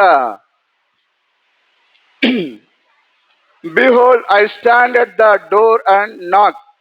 ఇదిగో నేను తలుపు వద్ద నిలుచుండి తట్టుచున్నాను. ఇప్పుడు ఆయన ఎక్కడ నిలబడుకొని ఉన్నాడు? ఆయన ప్రవక్త ఈ వర్తమానం బోధించాడు. Behold, I stand at the door and knock. ఆయన మన ద్వారం వద్ద నిలబడి ఆయన తట్టుచున్నాడు. కాబట్టి దేవుడు మన దగ్గరికి ఎవరో ఒకరిని పంపించి ఆయన మన తలుపు తట్టాడు. అందుకొరకే మన యొక్క హృదయాలు తెరవబడ్డాయి. మనం వాక్యం దగ్గరికి వచ్చాం. దేవుని నామానికి స్తుతి కలుగును గాక. ఇప్పుడు ఈ సువార్త ఏంటిది? అదే దేవుడు మన హృదయాన్ని తట్టుట, లేదా లోకాన్ని ఆయన తట్టుట. కాబట్టి ఈ సమయంలోనే వారు ద్వారాన్ని తెరవడం మంచిది. ఒకవేళ ఆలస్యం అయితే ఏం జరుగుతుంది? నిశ్చయంగా దాన్ని మరణం పాలు చేతును అన్నాడు. దానిని మంచం పట్టించి చంపేదను అన్నాడు. ఎవరెవరిని? తల్లిని మరియు బిడ్డలను, దానితో వ్యభిచరించే వారిని. హల్లెలూయా. సరే, ఆ తర్వాత మనం 13వ అధ్యాయం, ప్రకటన గ్రంథం 13వ అధ్యాయం. సరే, 17వ అధ్యాయం చదువుదాం. ముందు 17:5.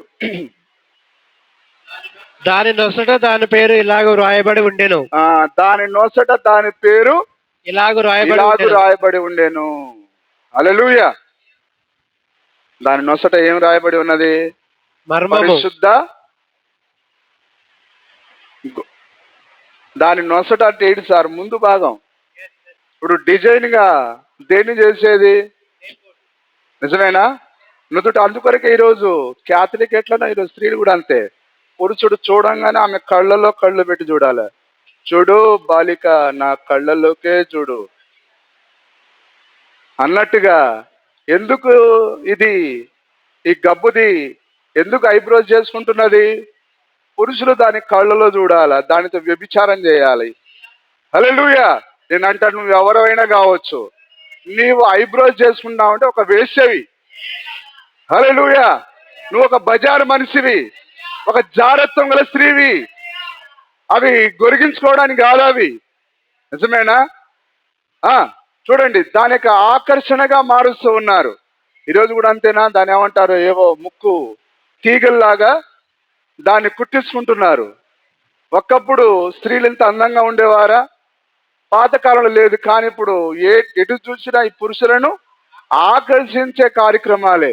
ఆమె బట్టలు ధరించిన తొడలు కనిపించాలా, ముందు పాటు కనిపించాలా, వెనకాల పాటు మొత్తం పొట్లం బిర్రుగా టోటల్ బాడీ స్ట్రక్చర్ అంతా బయట కనిపించాల. నువ్వు ఎవరితో ఏ గదిలోకి పోకపోయినా బజారమ్మట నువ్వు వ్యభిచారం చేస్తున్నావు. నిజమేనా? ఈరోజు వీధులలో వ్యభిచారం జరుగుతున్నది.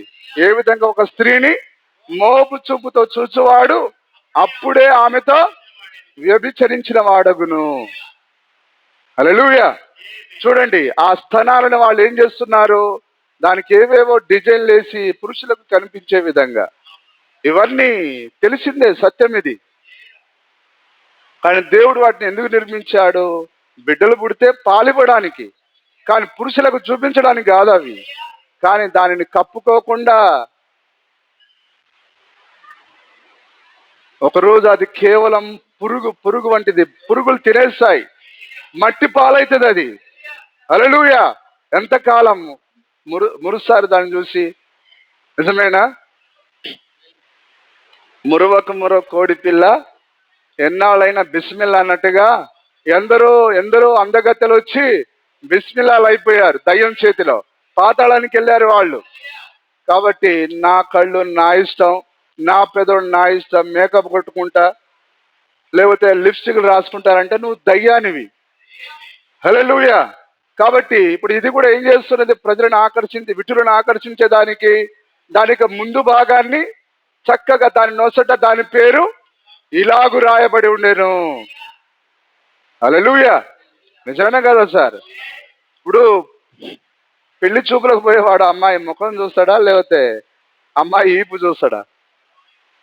అదేనా కదా? అందుకొరకు ఆమె దేన్ని అలంకరించాలి? ముఖాన్ని అలంకరించాలి. సరే, ఇంకా ఎక్కువ వద్దులేండి, లోతుగా వద్దులేండి. చదవండి. దాని నొసట దాని పేరు ఇలాగ రాయబడి ఉండేను. మర్మము వేశ్యలకును భూమిలోని ఏహమైన వాటికిని తల్లి అయిన మహాబబులోను వేశ్యలకును. ఇప్పుడు ఇది ఏ విధంగా ఉన్నది? తల్లిగా ఉన్నది. ఎవరికి? ఈ 17వ అధ్యాయంలో ఉండే ఈ స్త్రీ మిగతా వేశ్యలకు తల్లిగా ఉన్నది. నిజమేనా? మరి తల్లి ఆర్శ్యమైతే మరి బిడ్డలు ఎవరు? దానిని వెంబడించే వారందరూ కుమార్తెలై ఉన్నారు. నిజమేనా? వేశ్యలకు దాని నొసట దాని పేరు ఇలాగూ రాయబడి ఉండేను. మర్మము వేశ్యలకును భూమిలోని ఏహమైన వాటికి తల్లి అయిన మహాబబులోను. ఇప్పుడు వాక్య విరోధమైనదంతా దేవునికి అది హేయమైనది. నిజమేనా? ఒప్పుకుంటారా? హల్లెలూయా. కాబట్టి ఇప్పుడు ఈ క్యాథలిక్ ఏ విధంగా దేవునికి హేయమైనదిగా మారింది? ఆచారాలు సిద్ధాంతాలు పాటించడం ద్వారా అది దేవునికి హేయురాలుగా మారింది. అలాగనే ఈ బిడ్డలు కూడా ఇప్పుడు ఎట్లా హేయులుగా మారారు? ఈ తల్లి చేసిన క్రియలే జరిగించడం ద్వారా అది వేశ్యలకు తల్లి అంటున్నాడు ఆయన. హల్లెలూయా. మరి ఎవరి కుమార్తెలు తల్లి లాంటి పనులు చేసేవారే ఈ కుమార్తెలు. ఇప్పుడు ఈ కుమార్తెలు ఎవరు మీకు అర్థమైందా? బ్యాప్టిస్టు, ప్రెస్బిటేరియను, లూథరన్స్, వీళ్ళందరూ ఎవరు? ఈ తల్లి యొక్క బిడ్డలై ఉన్నారు. తల్లి ఎలాంటి ఆచారాలు చేస్తున్నదో ఈ బిడ్డలు అవే ఆచారాలు చేస్తూ ఉన్నారు. అందరు గ్రహిస్తున్నారా? దేవుని నామానికి మహిమకరును గాక. సరే, ఇంకొద్దిగా నేను ముందుకెళ్ళి చూడండి, వర్తమానం నుంచి కొన్ని కార్యాలు చదువుదా.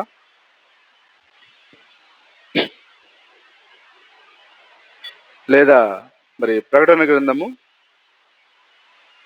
13వ అధ్యాయం చదువుదా. 13. మరియు 10 కొమ్ములను 7 తలలను గల యొక్క క్రూర మృగము. 6వ వచనం చదవండి.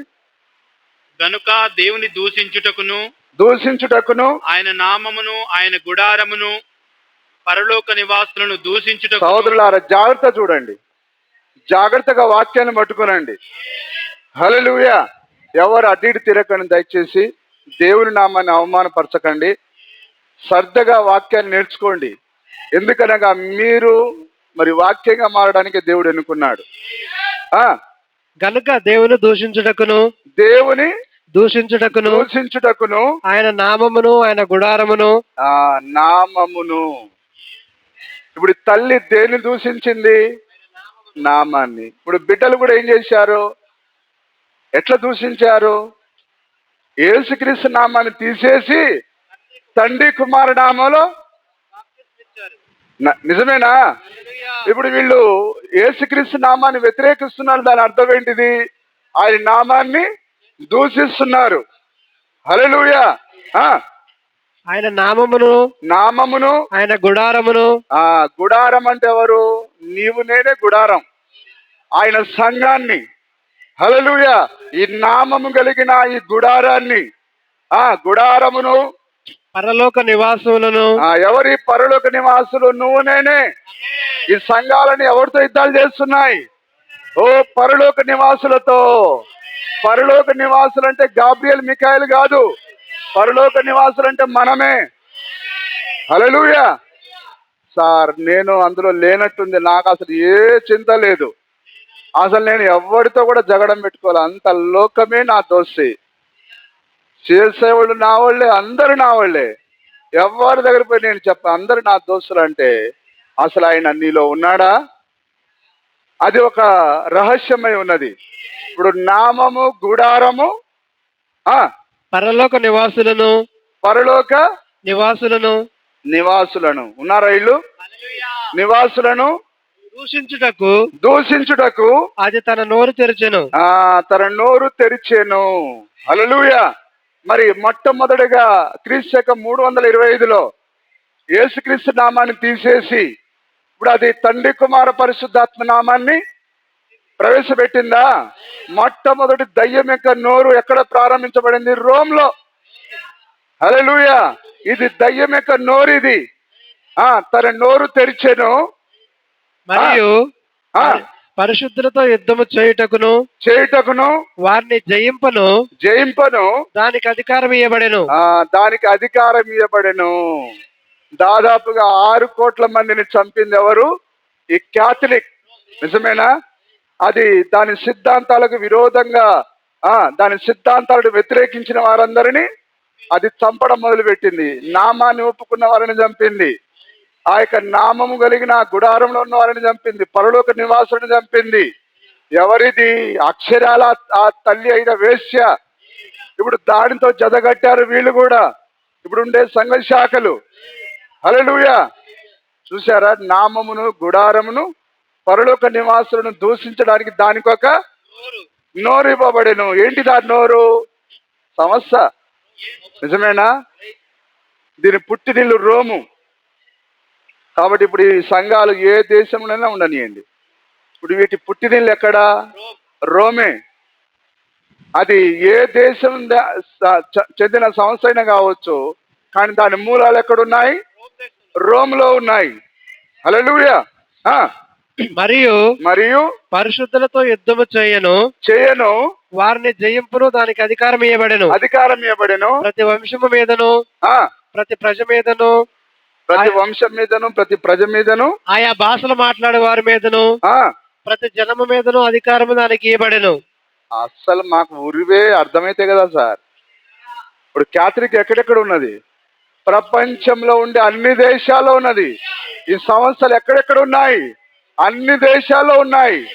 కాబట్టి ఇప్పుడు అన్ని దేశాల్లో ఉండే దేవుని బిడ్డలతో అది యుద్ధం చేయడానికి రెడీగా ఉన్నది, యుద్ధం చేస్తూ ఉన్నది.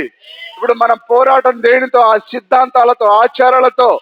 మనం ఒక సహోదరుని బయటికి లాగాలంటే అతనిలో ఉన్న ప్రతి సిద్ధాంతాన్ని నరికేయాలి. సోదరుడా, ఇదిగో సిద్ధాంతం నిన్ను ఏలుతూ ఉన్నది. నిజమేనా? ఆ సిద్ధాంతంతో యుద్ధం చేస్తే గానీ ఒకడు బయటికి రాలేడు. అర్థం చేసుకుంటున్నారా? దేవుని నామానికి మహిమ కలుగును గాక. ఇప్పుడు చూడండి, అందుకొరకే ప్రపంచంలోని అన్ని దేశానికి వెళ్ళింది ఇది. ఆయా భాషలు మాట్లాడే వారి పైన ఇది ఆధిపత్యాన్ని కలిగి ఉన్నది. ఈ సంస్థలు కూడా అదే విధంగా ఆధిపత్యాన్ని కలిగి ఉన్నాయి. భూనివాసులందరూ అనగా జగదుత్పత్తి మొదలుకొని వధింపబడిన గొర్రెపిల్ల యొక్క జీవగ్రంథమందు ఎవరి పేరు వ్రాయబడలేదో వారు ఆ మృగమునకు నమస్కారము చేయుదురు.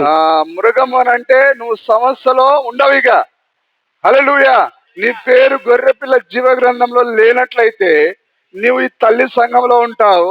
నీ పేరు లేకపోతే ఎక్కడో పిల్ల సంఘంలో ఉంటావు, తల్లి సంఘంలో ఉండాలి, బిడ్డ సంఘంలో ఉండాలి. కానీ నీ పేరు గొర్రెపిల్ల జీవ గ్రంథంలో ఉంటే ఈ రెండిట్లో ఉండవు, గాని నీవు వధువు సంఘంలో ఉంటావు. 3 కార్యాలు ఉన్నాయా? దేవుడు 3లో పరిపూర్ణుడై ఉన్నాడు ఆయన. హల్లెలూయా. ఈ రెండిటిలో నువ్వు ఉండాలంటే నీ పేరు జీవ గ్రంథం లేకపోతే ఏదో ఒక దాంట్లో నువ్వు తగలబడతావు. కానీ నీ పేరు గొర్రెపిల్ల జీవ గ్రంథంలో ఉంటే నీవు అందులో ఉండనే ఉండవు. కాబట్టి మీ పేరు గొర్రెపిల్ల జీవ గ్రంథంలో ఉన్నది కాబట్టే మీరు సంఘ శాఖలు విడిచి బయటకు వచ్చారు. హల్లెలూయా. ఎప్పుడు రాశాడు ఆయన పేరు? జగత్ పునాది వేయబడక ముందే. నమ్ముతున్నారా? ఎవని పేరైనను గొర్రెపిల్ల యొక్క జీవ గ్రంథమందు ఎవరి పేరు రాయబడలేదో వారు ఆ మృగమునకు నమస్కారము చేయుదురు. ఆ మృగమునకు నమస్కారం చేయడం అంటే అర్థం ఏంటిది? నువ్వు ఆ సంస్థ సిద్ధాంతాలు, ఆచారాలు పాటించడం. అర్థమవుతుందా? అందరు గ్రహిస్తున్నారా? నిద్రపోయే వాళ్ళు గట్టిగా ఆమెన్ చెప్తారా? ఎవరు ఆమెన్ అన్నారా? వింటున్నారు సార్? జాగ్రత్తగా చదవండి. ఎవడైనను చెవిగలవాడైతే వినుగాక. చెవిగలవాడైతే వినుగాక. ఎవడైనను చెరపట్టబడవలనని ఉన్న ఎడల. సరే, మళ్ళీ చదవండి అన్నమాట. ఎవరి పేరైనను భూనివాసులందరూ అనగా జగదుత్పత్తి మొదలుకొని వధింపబడి ఉన్న గొర్రెపిల్ల యొక్క జీవ గ్రంథమందు ఎవరి పేరు రాయబడలేదో వారు ఆ మృగమునకు నమస్కారము చేయుదురు. ఇప్పుడు ఉన్నారా? నీ గ్రామంలో ఎందరో ఆ మృగానికి నమస్కారం చేస్తున్నారు. మృగానికి నమస్కారం చేయడం అనంటే అదే తండ్రి కుమారనామల బాప్సం పొందడం, అదే పగులు భోజనం చేయడం. మృగం అంటే అదే సార్. సిద్ధాంతాలు, ఆచారాలకు నువ్వు సాగిలపడ్డమే ఆ మృగానికి సాగిలపడ్డం. ఈరోజు ఈ ప్రపంచంలో ఉండే ఉర్రాబా, షాబా, ఖీమియా అనే వాళ్ళు వీళ్ళందరూ ఎవరు? వీళ్ళు చెప్పండి. మృగం యొక్క ముద్రలో ఉన్న వాళ్ళు. హల్లెలూయా. నువ్వు అక్కడికి వెళ్తున్నావంటే మృగం యొక్క ముద్ర కింద ముద్రించబడ్డావని. కానీ ఆ గొప్ప మహాకృప కలిగిన దేవుడు నీ పేరు, నా పేరు ఆయన గొర్రెపిల్ల జీవ గ్రంథంలో రాశాడు ఆయన. అందుకొరకే ఆ యొక్క మహాభయంకరమైన మృగపు ముద్ర నుంచి మనము బయటకు వచ్చి ఉన్నాం. నిజమేనా? ఎవని పేరైన గొర్రెపిల్ల జీవ గ్రంథంలో రాయబడని ఎడల వాడు ఆ మృగమునకు. ఇప్పుడు మీ పేరుందా? కన్ఫామ్ అయిందా? మీరు అక్కడ లేరంటే మీ పేరు గొర్రెపిల్ల జీవ గ్రంథంలో ఉన్నది. హల్లెలూయా. ఇప్పటికైనా గ్రహించండి సోదరులారా. మరి ఆ పేరును ఉంచింది ఎవరు? నీ పాసరా? ఆ పేరును ఉంచింది నీ సంఘ పెద్దనా? ఎవరో పెద్ద మనిషినా? ఆ గొప్ప గొర్రె పిల్లయే. ఆ జగత్ పునాది వేయబడక ముందే ఆ గొర్రె పిల్లను చంపి ఆ రక్తంతో నీ పేరు రాశాడు ఆయన. అందుకొరకే ఈరోజు నువ్వు సంఘ శాఖల ఎదుట ధైర్యంగా నిలబడగలుగుతున్నావు. ఈ సిద్ధాంతాల ఎదుట నువ్వు ధైర్యంగా నిలబడగలుగుతున్నావు. నువ్వు ముందుగా నిర్ణయించబడ్డావు. కానీ ఎందరో గొప్ప గొప్పోళ్ళు ఉన్నారు చూడండి. వాళ్ళందరూ మృగానికి నమస్కారం చేస్తున్నారు. ఇప్పటికి వాళ్ళకు యేసుక్రీస్తు ఎవరో అర్థం కాలేదు. అంటే వాళ్ళ పేర్లు గొర్రెపిల్ల జీవ గ్రంథంలో. నీ ₹1,00,00,000 తీసుకెళ్లి తగలబెట్టు. ఎందుకు? ఈ ప్రత్యక్షత నీ డబ్బులు పనిచేయవు. ఇంత గొప్ప ప్రత్యక్షత నీకు ఇచ్చాడు ఆయన. ఇప్పటికైనా దేవుడిని సంతోషపెడతారా? దేవుని సన్నిధిలో ప్రార్థన చేస్తారా? ఇప్పటికైనా స్వార్థ చేస్తారా? మీ స్థానం పెడితే నీకు అర్థమైందా? హల్లెలూయా. చూడండి, చదవండి సార్. ఎవడైనను చెవిగలవాడైతే వినుగాక. ఎవడైనను చెరపట్టవలనని ఉన్న ఎడల. సరే, తర్వాత మరి నేను వర్తమానం చదువుతాను. సరే, ఇప్పుడు మనం 13వ అధ్యాయంలో చూస్తే 2 మృగాలు ఉన్నాయి. చూడండి, 2 మృగాలు. ఒకటి రోమ్, రెండోది అమెరికా. ఒకటేమో విస్తార జనం మీద కూర్చొని ఉన్నది, ఒకటేమో భూమిలో నుంచి వస్తూ ఉన్నది. ఆ 13వ అధ్యాయంలో ఏమున్నది?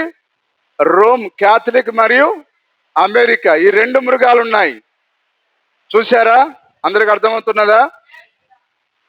సరే, కిందికి చదవండి సార్. అది ఆకాశము నుండి భూమికి మనుషుల ఎదుట అగ్ని దిగి వచ్చినట్లుగా. ఎవరు? ఈ భూమిలో నుంచి వచ్చిన ఈ మృగం ఏం చేస్తున్నది? ఆకాశం నుంచి భూమి మీదికి అగ్ని దిగి వచ్చినట్లుగా. ఇప్పుడు అణుబాంబులు ఎక్కువగా ఎవరి దగ్గర ఉన్నాయి? అమెరికా దగ్గర ఉన్నాయి. ఎవరు నమ్మినా నమ్మకపోయినా మరి ప్రపంచాన్ని బాంబులతో భయపెట్టేది అది వాక్యం చెప్పింది. అది మిగతా వారు ఎవరు కాదండి, కేవలం అమెరికా మాత్రమే. హల్లెలూయా.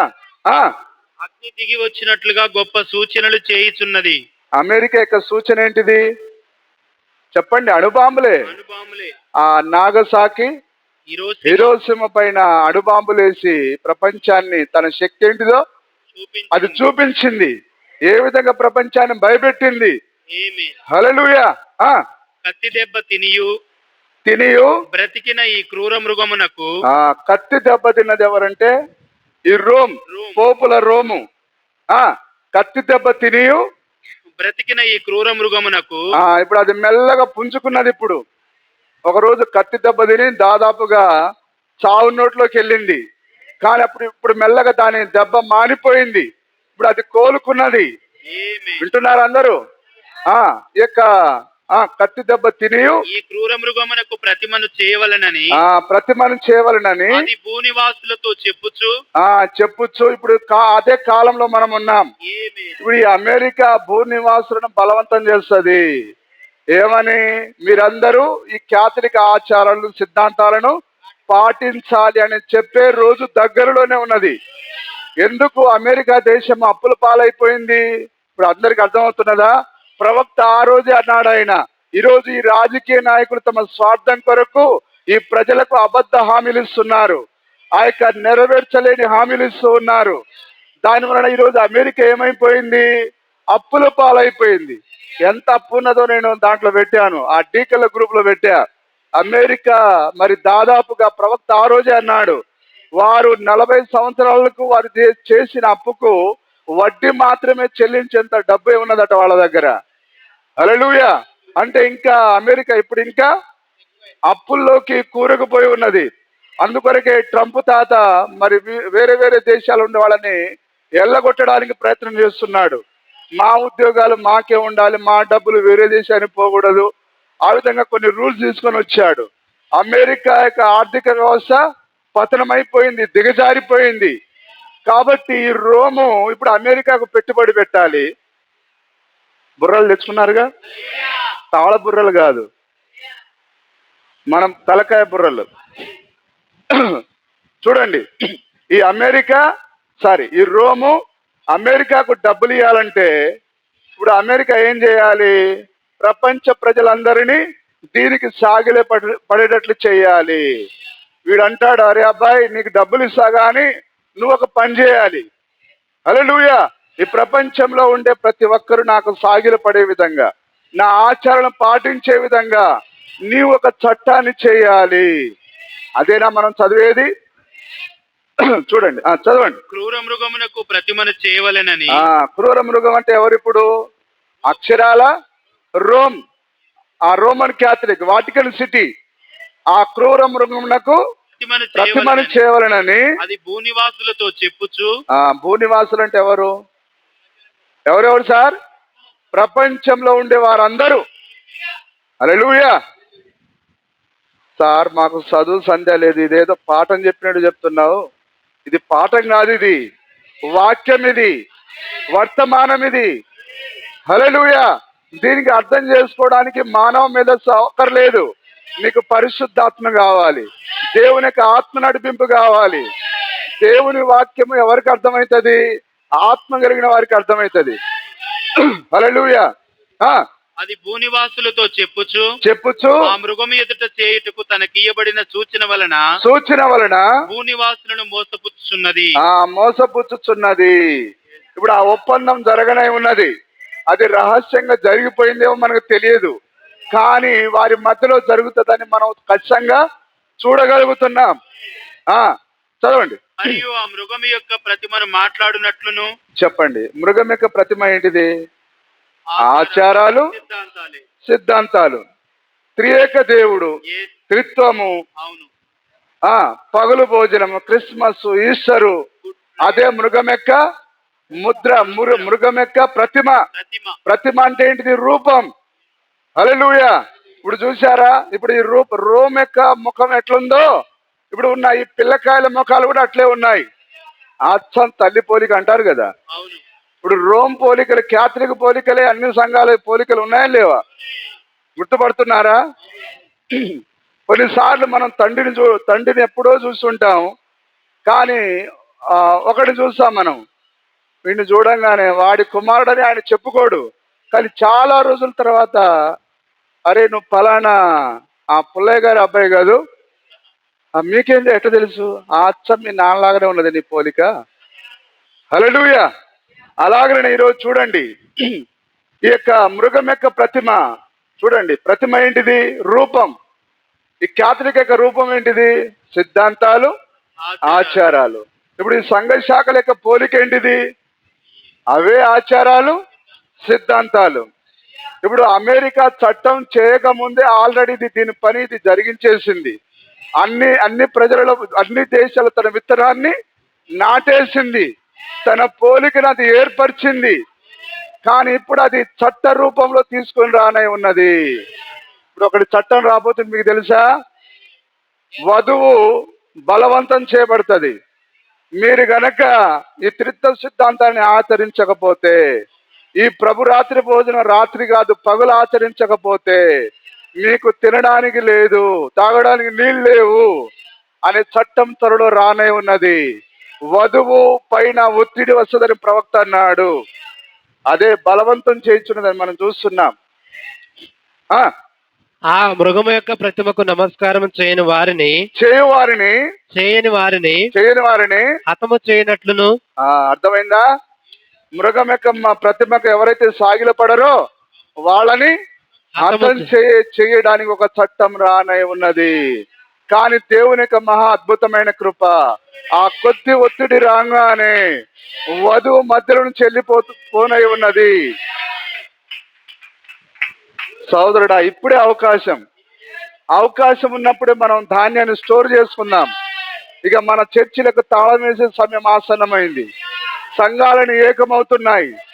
ఈరోజు మన తెలంగాణలో, ఆంధ్రాలో ఉండే సంఘాలు, భారతదేశంలో ఉండే సంఘాలు, ప్రపంచంలో ఉండే మిగతా డినామినేషన్లన్నీ వాళ్ళందరూ ఇప్పటికే గట్టిగా వాదిస్తున్నారు. దేవుడు త్రిత్వము, దేవుడు ముగ్గురు, తండ్రి ఒక దేవుడు ఉన్నాడు, కుమారుడు ఒక దేవుడు ఉన్నాడు, పరిశుద్ధాత్మ ఒక దేవుడు ఉన్నాడు. ఇది నమ్మాల్సిందని వారు గట్టిగా కొట్లాడుతూ ఉన్నారు. దేనిపైన? వాక్యం పైన, వాక్యాన్ని నమ్మే దేవుని బిడ్డల పైన. కాదా సార్? మాకేం తెలుసు సార్, పొద్దున చేనుకు పోతే మేము ఎప్పుడో వస్తాం, మాకు ఇవన్నీ ఎందుకు, వచ్చినప్పుడు చూసుకుందాం. ఏమి భూమి పైన బతకడం కంటే దేవుడు ఏమైనా గొప్పనా? ముందు పొట్ట బట్ట కావాలి, కానీ దేవుడు ఎందుకు సార్? తర్వాత చూద్దాం ఒత్తిడి వచ్చినప్పుడు. కానీ ఒత్తిడి సమయంలో నువ్వు తప్పించుకోవడానికి దేవుడి పాఠం. హల్లెలూయా. ఇదంతా వస్తుందని నీకు తెలిస్తేనే కదా. అపాయం రావడానికి ముందే నీకు ఉపాయం తెలిసి ఉండాలి. ఉపాయమే తెలియకపోతే నువ్వు ఎట్లా తప్పించుకుంటావు? అందుకొరకే దేవుడు అపాయాన్ని పంపించక ముందు ఉపాయాన్ని ఇచ్చాడు ఆయన. ఏది? నోవాహు ద్వారా ఓడనిచ్చాడు ఆయన. కానీ మాకెందుకయ్యా నీ ఉపాయం, మాకొద్దు, వద్దు. కానీ ఎప్పుడైతే ఆ వర్షం మొదటి రోజు ఆకాశంలో మబ్బులు పట్టినప్పుడు పళ్ళికిలు ఇచ్చారు, రెండో రోజు నాన్ స్టాప్ గా మెల్లగా అప్పుడు సంతోషం ఉన్న ముఖాలు సీరియస్ గా మారిపోయినాయి. రెండో రోజు ఇంకా ఎర్రగా అయిపోయింది. ఒరే ఇదేదో అయ్యేటట్టే ఉంది. హల్లెలూయా. ఓ నోవాహు తాత, నేను హల్లెలూయా. కానీ అవకాశం ఉందా? కాబట్టి ఇదంతా ఏంటిది? ఇప్పుడు ఇది నువ్వు ఎలా తప్పించుకోవాలో దేవుడు నీతో మాట్లాడుతున్నాడు. ఇవాళ నీకు తెలిస్తేనే నువ్వు వాటిని తప్పించుకోగలవు. ఇప్పుడు మనం ఎక్కడున్నాం? ఆ మృగము యొక్క ప్రతిమకు నమస్కారం చేయని వారిని హతం చేయనట్లును ఆ మృగము యొక్క ప్రతిమకు ప్రాణమిచ్చుటకై దానికి అధికారం ఇవ్వబడెను. దేనికి? అమెరికాకు అధికారం ఇవ్వబడింది. ఎందుకు? ఏ అధికారం? నా దగ్గర నేను చెప్తేనే నీకు డబ్బులు ఇస్తాను, ఏ దేశానికైనా మీకు డబ్బులు కావాలంటే నేను ఇవ్వాలి. అదే దానికి అధికారం. ఇప్పుడు ప్రపంచంలో ఉండే బంగారము డబ్బంతా ఎవరి దగ్గర ఉన్నది? రోమ్ దగ్గర ఉన్నది. ప్రపంచంలో మరి ఏ దేశంలో చూసినా ఆసియాకు ఎవరిది ఉన్నది? రోమన్ క్యాథలిక్ దే ఉన్నది. మరి అది బంగారం చేతను ముత్యముల చేతను అలంకరించబడినదై 17వ అధ్యాయంలో మనం అదే చూస్తామా? మరి ప్రపంచంలో ఉండే బంగారం అంతా దీని దగ్గరే ఉన్నది, ముత్యాలు దీని దగ్గరే ఉన్నాయి. ముత్యముల చేతను బంగారం చేతను అలంకరించబడి ఉండుట చూచి తిని. చూశారా సార్? దీని యొక్క సొమ్మేంటిది? బంగారము, డబ్బు, ముత్యములు, వెండి సమస్తమును దీనిదే. దాని చేత అలంకరించబడింది. ఇది ఒక వేశ్య. కానీ ఒక ఆమె ఉన్నది, గొర్రెపిల్ల భార్య. ఒక వేశ్య ఉన్నది, గొర్రెపిల్ల భార్య ఉన్నది. ఈమెమో వెండి బంగారాల చేత అలంకరించబడింది. కానీ గొర్రెపిల్ల భార్యకు వెండి బంగారాలు లేవు, వజ్రాల మెడలు లేవు, ఎక్కడ లేవు. కానీ ఆమెకు అలంకరించబడినది ఏంటిది? వర్తమానము, వాక్యము. హల్లెలూయా. ఇది లోకాన్ని అలంకరించుకొని వేస్ట్ అయిపోయింది. అది వాక్యాన్ని అలంకరించుకొని గొర్రెపిల్ల వధువుగా మారింది, గొర్రెపిల్ల భార్యగా మారింది. హల్లెలూయా. చూసారా? 17వ అధ్యాయంలో ఈ దయ్యం ఉన్నది, 19వ అధ్యాయంలో గొర్రెపిల్ల భార్య ఉన్నది. హల్లెలూయా. నిజమేనా? 17వ అధ్యాయంలో ఈ మహావేశ్య ఉన్నది. ఎందుకు వేశ్య అయింది? అది బంగారములతో, వెండితో, ఆ వజ్రాలతో, డబ్బుతో అలంకరించబడింది కాబట్టి. ఈమె ఎందుకు గొర్రెపిల్ల భార్య అయింది? ఈమె వాక్యంతో అలంకరించబడింది కాబట్టి. చూడండి తేడాని, చూడండి. చదవండి సార్. కాగా కొద్దివారు గాని గొప్పవారు గాని, అంటే ఇప్పుడు అడుక్కునేవాడు, బాబాయ్ మన మోరు దగ్గర లేకపోతే డిమార్ట్ దగ్గర ఈ డబ్బులు కొద్దివారంటే అడుక్కునేవాడి దగ్గర నుంచి బాగా డబ్బును అమీర్ దాకా కొద్దివారు గాని, గొప్పవారు గాని, ధనికులు గాని, దరిద్రులు గాని, స్వతంత్రులు గాని, దాసులు గాని. మేము ఇండిపెండెంట్ అండి. మాకు విలియం బ్రినామ్ వర్తమానం కాదు, మేము ఇండిపెండెంట్. కానీ నువ్వు ఇండిపెండెంట్ ఎక్కడ ఉన్నావు తెలుసా? మృగం యొక్క ముద్ర కింద ఉన్నావు. హల్లెలూయా. దాసులు గాని, స్వతంత్రులు గాని అందరూ తమ కుడి చేతి మీదనైనను. నువ్వు ఎవడు అయినా సరే అమెరికా ఆ యొక్క చట్టం ముందు తలొగ్గాల్సిందే. నీ పేరు గొర్రెపిల్ల జీవగ్రంథం లేకపోతే ఖచ్చితంగా నువ్వు దాని ఆచారాలకు, సిద్ధాంతాలకు బెండవ్వాల్సిందే. హల్లెలూయా. చదివామా లేదా? కొద్దివారు మొదలుకొని గొప్పవారు వరకు, ధనవంతులు గాని వారు ఎవరైనా గాని అందరూ తమ కుడి చేతి మీదనైనను. కుడి చేతి అంటే దేన్ని చూపిస్తున్నది? క్రియలను. నిజమేనా? ఈరోజు కుడి చేతి పైన ముద్ర ఉందా లేదా? ఈ క్యాథలిక్ యొక్క ఆచారాన్ని వారు పాటిస్తున్నారంటే వారి కుడి చేతి పైన ఏమున్నది? ముద్ర ఉన్నది. నమ్మండి సార్. మీకు ఎట్లా చెప్పాలో, ఇంకా నేను ఎట్లా చెప్పాను? ఇంకా దీనికంటే ఇంకా తేటగా ఏమన్నా చెప్పగలరా? హల్లెలూయా. ఇప్పటికే వారి కుడి చేతి పైన వారు ముద్రను కలిగి ఉన్నారు. వారు ఇష్టంగా ఆచారాలు పాటిస్తున్నారంటే వారి కుడి చేతి పైన ముద్ర ఉన్నది. ఏ ముద్ర అది? 666 ముద్ర వాళ్ళు కలిగి ఉన్నారు. హల్లెలూయా. దేవుని నామానికి స్తుతి కలుగును గాక. వింటున్నారు అందరూ? తమ కుడి చేతి మీదనైనను తమ నొసటి అందైనను ముద్ర వేయించుకున్నట్లును. కుడి చేయి అంటే క్రియలు. ఇప్పుడు వాళ్ళ క్రియలన్నీ ఏం చేస్తున్నారు? తండ్రి, కుమార, పరిశుద్ధాత్మ అని, ఈస్టర్ అని, గుడ్ ఫ్రైడే అని, క్రిస్మస్ అని. నిజమేనా? ఇప్పుడు వాళ్ళు ఇష్టపూర్తిగా క్రియలు జరిగిస్తున్నారు. క్రియ కుడి చేతిని చూపిస్తున్నది. నొసట అంటే విశ్వాసం. వారి విశ్వాసం ఇప్పుడు ఏంటిది? తండ్రి, కుమార నామాన్ని నమ్ముతున్నారు వాళ్ళు. క్రిస్మస్ ని వాళ్ళు నమ్ముతున్నారు. కుడి చేయి మరియు నుదట. అర్థమైందా? ఇప్పటికే ముద్ర పడిందా లేదా? రంగు పడిందా? పేతురు గారు ముద్ర పడిందా? కనిపిస్తుందా? లేదా కేసీఆర్ కళ్ళజోడు ఇయ్యాలా? కళ్ళజోడు ఉన్నది. ఇప్పుడు ముద్ర ఎవరెవరికి పడిందో అర్థమైంది కదా. దేవుని నామానికి మహిమ కలుగును గాక. ఇప్పుడు గొప్పవారు మొదలుకొని చూడండి, ఈ డినామినేషన్ లో గొప్ప గొప్ప వాళ్ళు ఉన్నారు. ఇప్పుడు వాళ్ళకి ముద్ర పడిందా లేదా? ఆ డినామినేషన్ లో అడుక్కునే వాళ్ళు కూడా ఉన్నారు, వాళ్ళకు ముద్ర పడిందా లేదా? బైబిల్ ఎప్పుడైనా అబద్ధం ఆడుతుందా? ఎవ్వడు తప్పించుకోలేడండి. ఎవని పేరైనను గొర్రె పిల్ల జీవ గ్రంథంలో లేనట్లయితే, రాయబడినట్లయితే వాడెంత మాత్రం తప్పించుకోలేడు. కానీ చూడండి, మన ముఖాన్ని అద్దంలో చూద్దాం. సోదరుడు, ఆ దేవుడు నేను ఎంతో ప్రేమించాడు. ఆయన నిన్ను ఒక సౌందర్యవంతునిగా మార్చేదానికి ఆయన తన ముఖాన్ని అందవికారంగా మార్చుకున్నాడు. ఆయన సొగుసు లేనివానిగా, స్వరూపం లేనివానిగా ఈ భూమి మీదకి వచ్చాడు. ఆయన ఎవరి కొరకు? నీ కొరకు ఆయన వచ్చాడు, నా కొరకు వచ్చాడు ఆయన. హల్లెలూయా. ఆయన లూసిఫర్ లాగా ఒక అందంగా తయారు చేసుకోలేడా? కానీ దేవుడు ఎట్లా, ఆయన అసలు ఎవ్వరు కూడా గుర్తుపట్టలేదట. ఆయన ఎట్లా ఉన్నాడు? సామాన్యుడిగా ఉన్నాడు. పరలోకం పోయిన అదే రూపం అండి. అక్కడికి పోయిన తర్వాత వేరే అందం రాదు ఆయనకి. కానీ సౌందర్యం అంటే ఎక్కడ? బాహ్యంలో ఉండదండి. సౌందర్యం అంటే నీ గుణలక్షణమే. ఇప్పుడు 10,000లో అతి సుందరుడిగా ఎలా మారాడు ఆయన క్యారెక్టర్, ఆయన గుణలక్షణం ఆయన ఎంతో ఇంపైన వానిగా మార్చింది. హల్లెలూయా.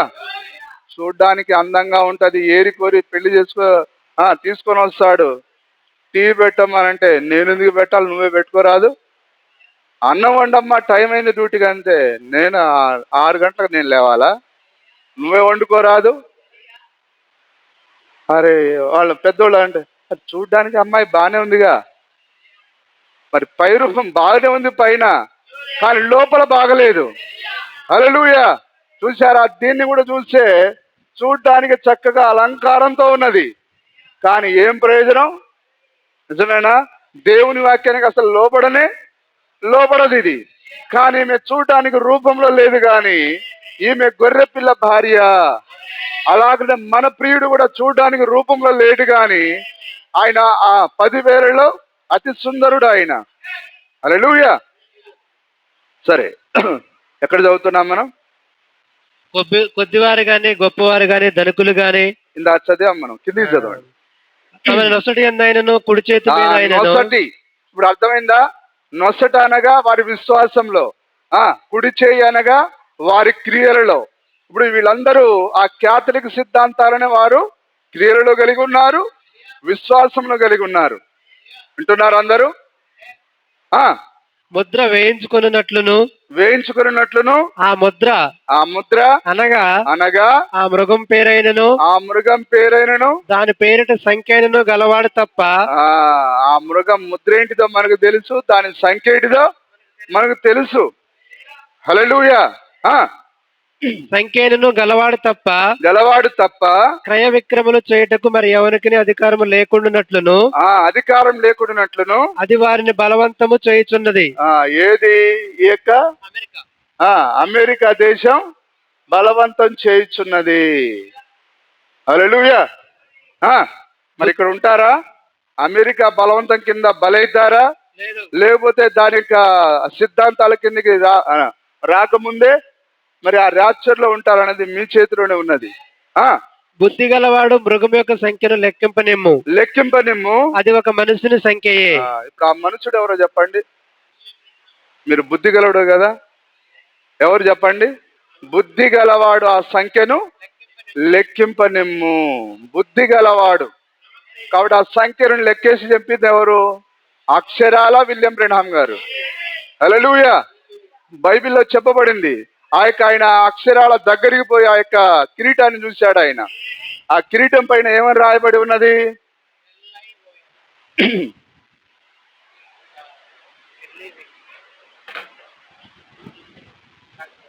LIO. ఇప్పుడు దీన్ని తిప్పితే నంబర్ 17. ఏ కౌన్ హై నంబర్ 17. ఏ పోప్ హై. నిజమేనా? అది తిరిగి రివర్స్ లో కరెక్ట్ గా అప్పుడే ఆగిపోయిందట అది. ఒరే నాయన, అక్షరాల బుద్ధి గలవాడు ఆ మృగం యొక్క సంఖ్యను లెక్కింపనిమ్ము. వాడి సంఖ్య ఏంటిది? అదే త్రిత్వ సిద్ధాంతం, అదే మరియ మాతకు జేజేలు, అదే పగులు భోజనం, చూసారా? అదే ఈస్టర్, అదే గుడ్ ఫ్రైడే. ఇక బైబిల్లో లేని కార్యాలన్నీ ఈ క్యాథలికే. మృగం యొక్క సంఖ్యను లెక్కింపనిమ్ము. ఇప్పుడు ఈ మృగం ఎవరో మనకు అర్థమైందా? ప్రకటన 17లో ఉన్నాడు వీడు. ఎవరిది? ఆ 7 కొండల మీద కట్టబడిన ఆ గొప్ప మహాపట్టణం, అదే వాటికన్ సిటీ. బుద్ధి గలవాడు మృగం యొక్క సంఖ్యను లెక్కింపనిమ్ము. అది ఒక మనుషుని సంఖ్యయే. ఆ మనుషుడు ఎవరో మనకు తెలుసు కదా, అక్షరాల పోపు. అది ఒక మనుషుని సంఖ్యయే. ఆ సంఖ్య 666. 666. ఇందులో జ్ఞానము కలదు. మరియు నేను చూడగా ఇదిగో ఆ గొర్రెపిల్ల సియోను పర్వతం మీద నిలబడి ఉండెను. ఆయన నామమును ఆయన తండ్రి నామమును నొసల యందు లిఖింపబడి ఉన్నది. ఇది మనం భాగం కాదు ఇది. సరే, తర్వాత దానిపైన మనం మాట్లాడదాం. సరే, నేను చదువుతాను చూడండి. వర్తమానంలో నుంచి నేను చదివి ముగిస్తాను. టైం అయిపోయింది, ఒక 5 నిమిషాలు.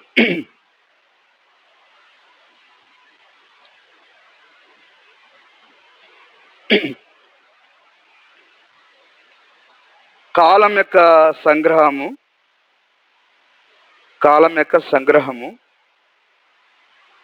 37వ పేర.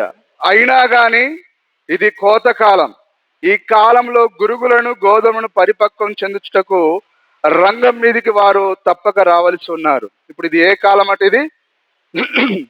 చెప్పండి సార్, ఏ కాలం ఇది? కోతకాలం. ఏ కాలం ఇది? ఈ కాలంలో గురుగులను గోధుమలను పరిపక్వం చెందించుటకు రంగం మీదకి వారు తప్పక రావాల్సి ఉన్నారు. చెడు బోధకుల మూలంగా గురుగులు చాలా త్వరగా పక్వం చెందుచున్నవి. వచ్చేసి పంట పక్వానికి వచ్చేసింది. జనులను వారు వాక్యం నుండి మళ్లించుచున్నారు. అవునా కాదా? ఏం చేస్తున్నారు వీళ్ళు? వాక్యం నుంచి మళ్లించున్నారు. కానీ గోధుమలు కూడా పరిపక్వం చెందవలెను. ఇప్పుడు గోధుమలు ఉన్నాయి ఇక్కడ. ఇంకా సార్, అమ్మ కొట్టింది. ఏంద్రా చర్చికి రాలేదు? అమ్మ డబ్బులు ఇవ్వలేదు. ఇప్పుడు అట్లా చెప్పే కాలం కాదు ఇది. గోధుమలు కూడా ఇప్పుడు ఏం కావాలి? పరిపక్వం చెందవలెను. ఆమె కొరకు దేవుడు ప్రవక్త వర్తమానికుని పంపుచున్నాడు. ప్రత్యక్షత గల పరిచర్య అతనికి ఉన్నది. ఎవరా ప్రవక్త? William Marion Branham. అతనిని ఏర్పరచబడిన వారు స్వీకరించుదురు. ఇప్పుడు మీరందరూ ఎవరు? ఏర్పరచబడిన వారు. మీరు నమ్ముతున్నారా? మొదటి సంఘము పౌలు యొక్క మాటను వినినట్లుగానే వారు అతని మాటను విందురు. ఆమె వాక్యంలో పరిపక్వము చెంది చివరకు వాక్య వధువుగా మారును. ఆమె యందు బలమగు కార్యములు కనబడును. హల్లెలూయా. ఆమె యందు బలమగు కార్యములు కనబడును. ఈ డంపింగ్ యార్తను ఇక్కడి నుంచి లేచి వేరొక ప్రదేశంలో పడమంటే పేతురు గారు లేదు, అసలు చింతే లేదు పేతురు గారికి. ప్రభువా, నా సోదరులు ఎంతో ఇబ్బంది పడుతున్నారు, ఇది ఎత్తబడి మరొక ప్రదేశంలో పడును గాక. వధువు ద్వారా బలముకు కార్యములు జరుగును. నమ్మి నమ్మి నమ్మి బతికితే కదా మనం, సస్తే కాదు ఇప్పుడు. హల్లెలూయా. ఎందుకు మనం బాధపడాలి? బలమైన కార్యాలు మన ద్వారా ఆయన చేస్తాడు ఆయన. హల్లెలూయా. ఆమె యందు బలమగు కార్యములు. చూశారా? నా ప్రాణాన్ని వాళ్ళు ఎంతో ఇసిగిస్తున్నారు. ఆ రోడ్ అంతా చెత్త చెదారం ఏదేదో వేసి అసలు దానిపైన నడవాలంటేనే ఎంతో బాధపడాల్సి వస్తుంది. అయినా కానీ రక్తం ఉడికిపోతుంది, కానీ మనం ఏం చేయలేం. అయితే ఒకే ఒకటి, ప్రభువును మనం రంగం మీదకి ఆహ్వానించుట, అదే పలుకుట. మనమందరం ఏక మనసుతో పలికినప్పుడు అది అక్కడి నుంచి వెళ్ళిపోతుంది. అది దేవుని నామానికి మహిమ కలుగును గాక. చూశారా? ఆమె యందు బలమగు కార్యములు కనబడును. పవిత్ర వాక్యం మరియు విశ్వాసం మీద ఆధారపడును. దేనిపైన ఆధారపడాలి మనం? విశ్వాసం పైన. హల్లెలూయా. వీడని పట్టుదలతో మనం దేవుని మనం అడగాలి. అదే విశ్వాసం. విశ్వాసము లేని దాన్ని ఉన్నట్టుగా నమ్మేది. సరే, 32 పేర అబద్ధపు సంఘపు గుంపులు ప్రపంచ సంఘముల సామఖ్యలో ఏకంగా కూడి వచ్చును. ఈ ప్రపంచ సంఘ సామఖ్యలో వచ్చేది ఎవరు? అబద్ధపు సంఘములు. ఈ ప్రపంచ సంఘముల సమాఖ్యయే మృగమునకు నిర్మించబడిన ప్రతిమై ఉన్నది. ఇప్పుడు మృగం యొక్క ప్రతిమ అంటే ఏదో తెలుసా? ఈ సంఘాలని మృగం యొక్క ప్రతిమలు. హల్లెలూయా. ప్రకటన 13వ అధ్యాయం 11-18లో మరియు భూమిలో నుండి మరియు క్రూర మృగం పైకి వచ్చుట చూచితిని.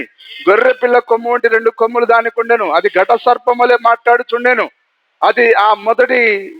కానీ ఒకప్పుడు ఈ అమెరికా ఎట్లుండేది? గొర్రె పిల్లగా ఉండేది, వాక్యంగా ఉండేది. కానీ రాను రాను అది ఎట్లా మారిపోయింది? వేశ్యగా మారిపోయింది. అది క్రూర మృగంగా మారిపోయింది. హల్లెలూయా. అది ఆ మొదటి క్రూర మృగమునకున్న అధికారము చేతులన్నీ దాని ఎదుట చేయుచున్నది. సరే, ఇది మనం చదివాం ఇందాక. ఇప్పుడు గుర్తుంచుకోనండి, అది చక్రవర్తుల అన్యరోం, అది ఖడ్గం ద్వారా కూల్చబడినది. కానీ అది ఆ చావు దెబ్బ నుండి కోలుకున్నది. అది రోమ్ యొక్క నామకార్థ సంఘంలో చేరినది. అన్యత్వమును మరియు క్రైస్తవ్యమును అది కలగలుపు చేసినది. ఆ విధంగా యేసు వచ్చి ఆ పరిశుద్ధ రోమను సామ్రాజ్యమును నాశనం చేయ వరకు అది నిలిచి ఉండవలసి ఉన్నది. ఆయన తన నోటి ఊపిరి చేత దాన్ని నాశనం చేయడం మనం చదివామా? తెస్సలోనికీయులకు రాసిన పత్రికలో. కానీ రోము ఒక్కటిగా వెళ్ళదు, కానీ దాని కుమార్తెలు దానితోనే ఉండును. అది ఒక్కటిగా వెళ్ళదు, కానీ దాని కుమార్తెలు దానితోనే ఉండును. ప్రపంచ సంఘముల సమాఖ్య ద్వారా నిరాధికార అధికారం అది హస్తగతము చేసుకొనును. కొందరికి అలా దూర సత్యంగా కనిపించవచ్చును, కానీ చాలా మంది ఇప్పుడు నమ్మట్లేరు. అది జరుగుతుందా అని దూర సత్యంగా అనుకుంటున్నారు. కానీ ఇది వాస్తవంగా చాలా తేటగా ఉన్నది, అందరూ చూడగలరు. ఎందుకనగా ఇప్పుడు సంఘములు రాజకీయం అదుపు చేయుచున్నవి. సరైన సమయంలో ఆ అదుపు ఎంతో బలమైనదో అర్థమగును. ఈ సమాఖ్య ఉద్యమము చివరకు రోముతో అంతమగును. రోము శిరస్సుగా ఉండును, కానీ ప్రజలు అది ఆ విధంగా ఉండునని తలంచుట లేదు. ప్రవక్త కేక వేస్తున్నాడు, అలా రాబోతుందనంటే ప్రజలు నమ్మే స్థితిలో లేరు ఇప్పుడు. నిజమేనా? ఇది నిజం. ఎందుకనగా ప్రకటన 17లో అది చెప్పబడినది. వేశ్యకు మర్మం ఉన్న బబులోను మృగం మీద కూర్చొని ఉన్నది. చివరికి అది అనగా 4వ సామ్రాజ్యము అది అదుపులో ఉంచుతున్నది. 4వ సామ్రాజ్యం అంటే ఇప్పుడున్న ఈ ప్రపంచం, కలగలుపు ఉన్న ఈ ప్రపంచం. రోమన్ సంఘం అది చేయుచున్నది. ప్రపంచ సంఘ క్రమమును రోము అదుపు చేయుచున్నది. ఈ ప్రతిమ సంఘ క్రమం రోముకు విధేయులుగా ఉండును. ఎందుకనగా రోమ్ యొక్క అదుపులో ప్రపంచ బంగారం ఉన్నది. వింటున్నారా? వర్తమానంలో నాకు సపోర్ట్ లేకపోతే నేను ఏది మాట్లాడను. హల్లెలూయా. ఎందుకనగా రోమ్ యొక్క అదుపులో ప్రపంచ బంగారం ఉన్నది. ఆ విధంగా ఉండునని తలంచుట లేదు. ఇది నిజం. ఎందుకనగా ప్రకటన 17:3-6లో అది వేశ్యకు మర్మం ఉన్న బబులోను మృగం మీద కూర్చొని ఉన్నది. చివరికి అది మనం చదివామా? ఓకే. ఆ విధంగా ప్రజలందరూ ప్రపంచ సంఘ క్రమమునకు చెంది ఉందురు, లేదా వారి యొక్క దయా దాస్యముల కింద ఉందురు. ఎందుకనగా చేతి మీద గాని నొసడ మీద గాని మృగం యొక్క ముద్ర లేని ఎడల క్రయ విక్రములు చేయుటకు ఎవరికి హక్కు ఉండదు. నొసటి మీద ఈ ముద్ర అనగా ప్రపంచ సంఘ క్రమముకు త్రిత్వమును త్రిత్వవాదం మొదలగు వాటిని దాని బోధనను స్వీకరించినట్లే. ఇప్పుడు స్వీకరించారా లేదా? అక్షరాల అర్థం. చేతి మీద ముద్ర అనగా ప్రపంచ సంఘం యొక్క ఇష్టమును చేయుట అని అర్థం. ఈ మహాశక్తి ద్వారా సంఘ క్రమంలో నిజమగు వధువును బాధించెదరు. ఇప్పుడు వాళ్ళ అధికారం పొందుకొని ఏం చేస్తారట? నిజమగు వధువును బాధించెదరు. ఇప్పుడు ఎంత కాలంలో ఉంది? అది దగ్గరలో లేదా? అక్షరాల ఉన్నది. ఆ ప్రతిమ నిజ వధువును బోధించనీయకుండా ఉపదేశించనీయకుండా చేయుటకు ప్రయత్నించును. దగ్గర పడ్డాయి మన రోజులు. చూడండి, ప్రయత్నించును, అవసరమైన ప్రజలకు సత్యమును మరియు ఆదరణను సేవకులకు అందించనీయకుండా ఆమె అడ్డు తగులును.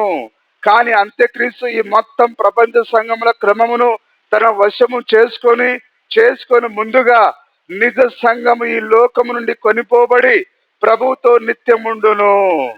గొర్రె పిల్లేక గొప్ప పెళ్లి విందునకు తన వధువును దేవుడు తీసుకొని పోవును. ఆ ఒత్తిడి సమయంలో, బాధించే సమయంలో మనకి రావాలది. హల్లెలూయా. అది వస్తేనే మన విడుదల, విమోచన దగ్గర ఉన్నది. పెర్గమ సంఘకాలం 56వ పేర 13-16 ప్రకటనలో మనం చదివాం ప్రకారంగా, ప్రకటన 13-16 ప్రకారంగా వధువు బోధించడను ఆపవలసి వచ్చును. ఏమొస్తుంది? బోధించడాన్ని ఆపవలసి వచ్చును అని నేను నమ్ముచున్నాను. ఎందుకనగా ఆ మృగము చేతి మీద గాని లేదా నొసటి మీద గాని మృగం యొక్క ముద్ర వేసుకునవలెను. వేసుకోకపోతే నిన్ను బోధించడానికి, నీ చర్చి నడుపుకోవడానికి పర్మిషన్ ఇవ్వరు. ఇప్పుడు రాబోయే రోజుల్లో ఏమవుతుందో, ఇప్పుడు అనుకూలంగా ఉంటేనే చాలా మంది రాలేకపోతున్నారు. ఇక వాళ్ళు మూసేస్తే తల్లి జాడ బిడ్డకు లేక, బిడ్డ జాడ తల్లికి లేక, చెట్టుకొకరై బుట్టకొకరై అనాథలుగా ఇచ్చే రోజు అదే అదే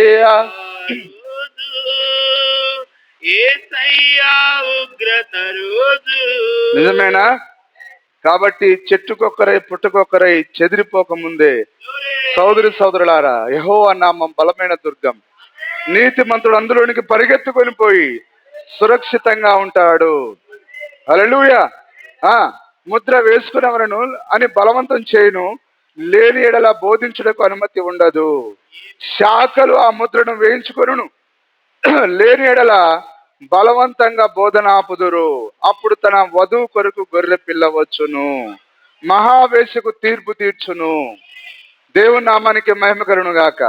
అందరూ అర్థం చేసుకున్నారా? మరి ఇంకా చాలా కార్యాలు ఉన్నాయి, సమయం అయిపోయింది. మరి దేవుడు మిమ్మల్ని అందరిని దీవించును గాక.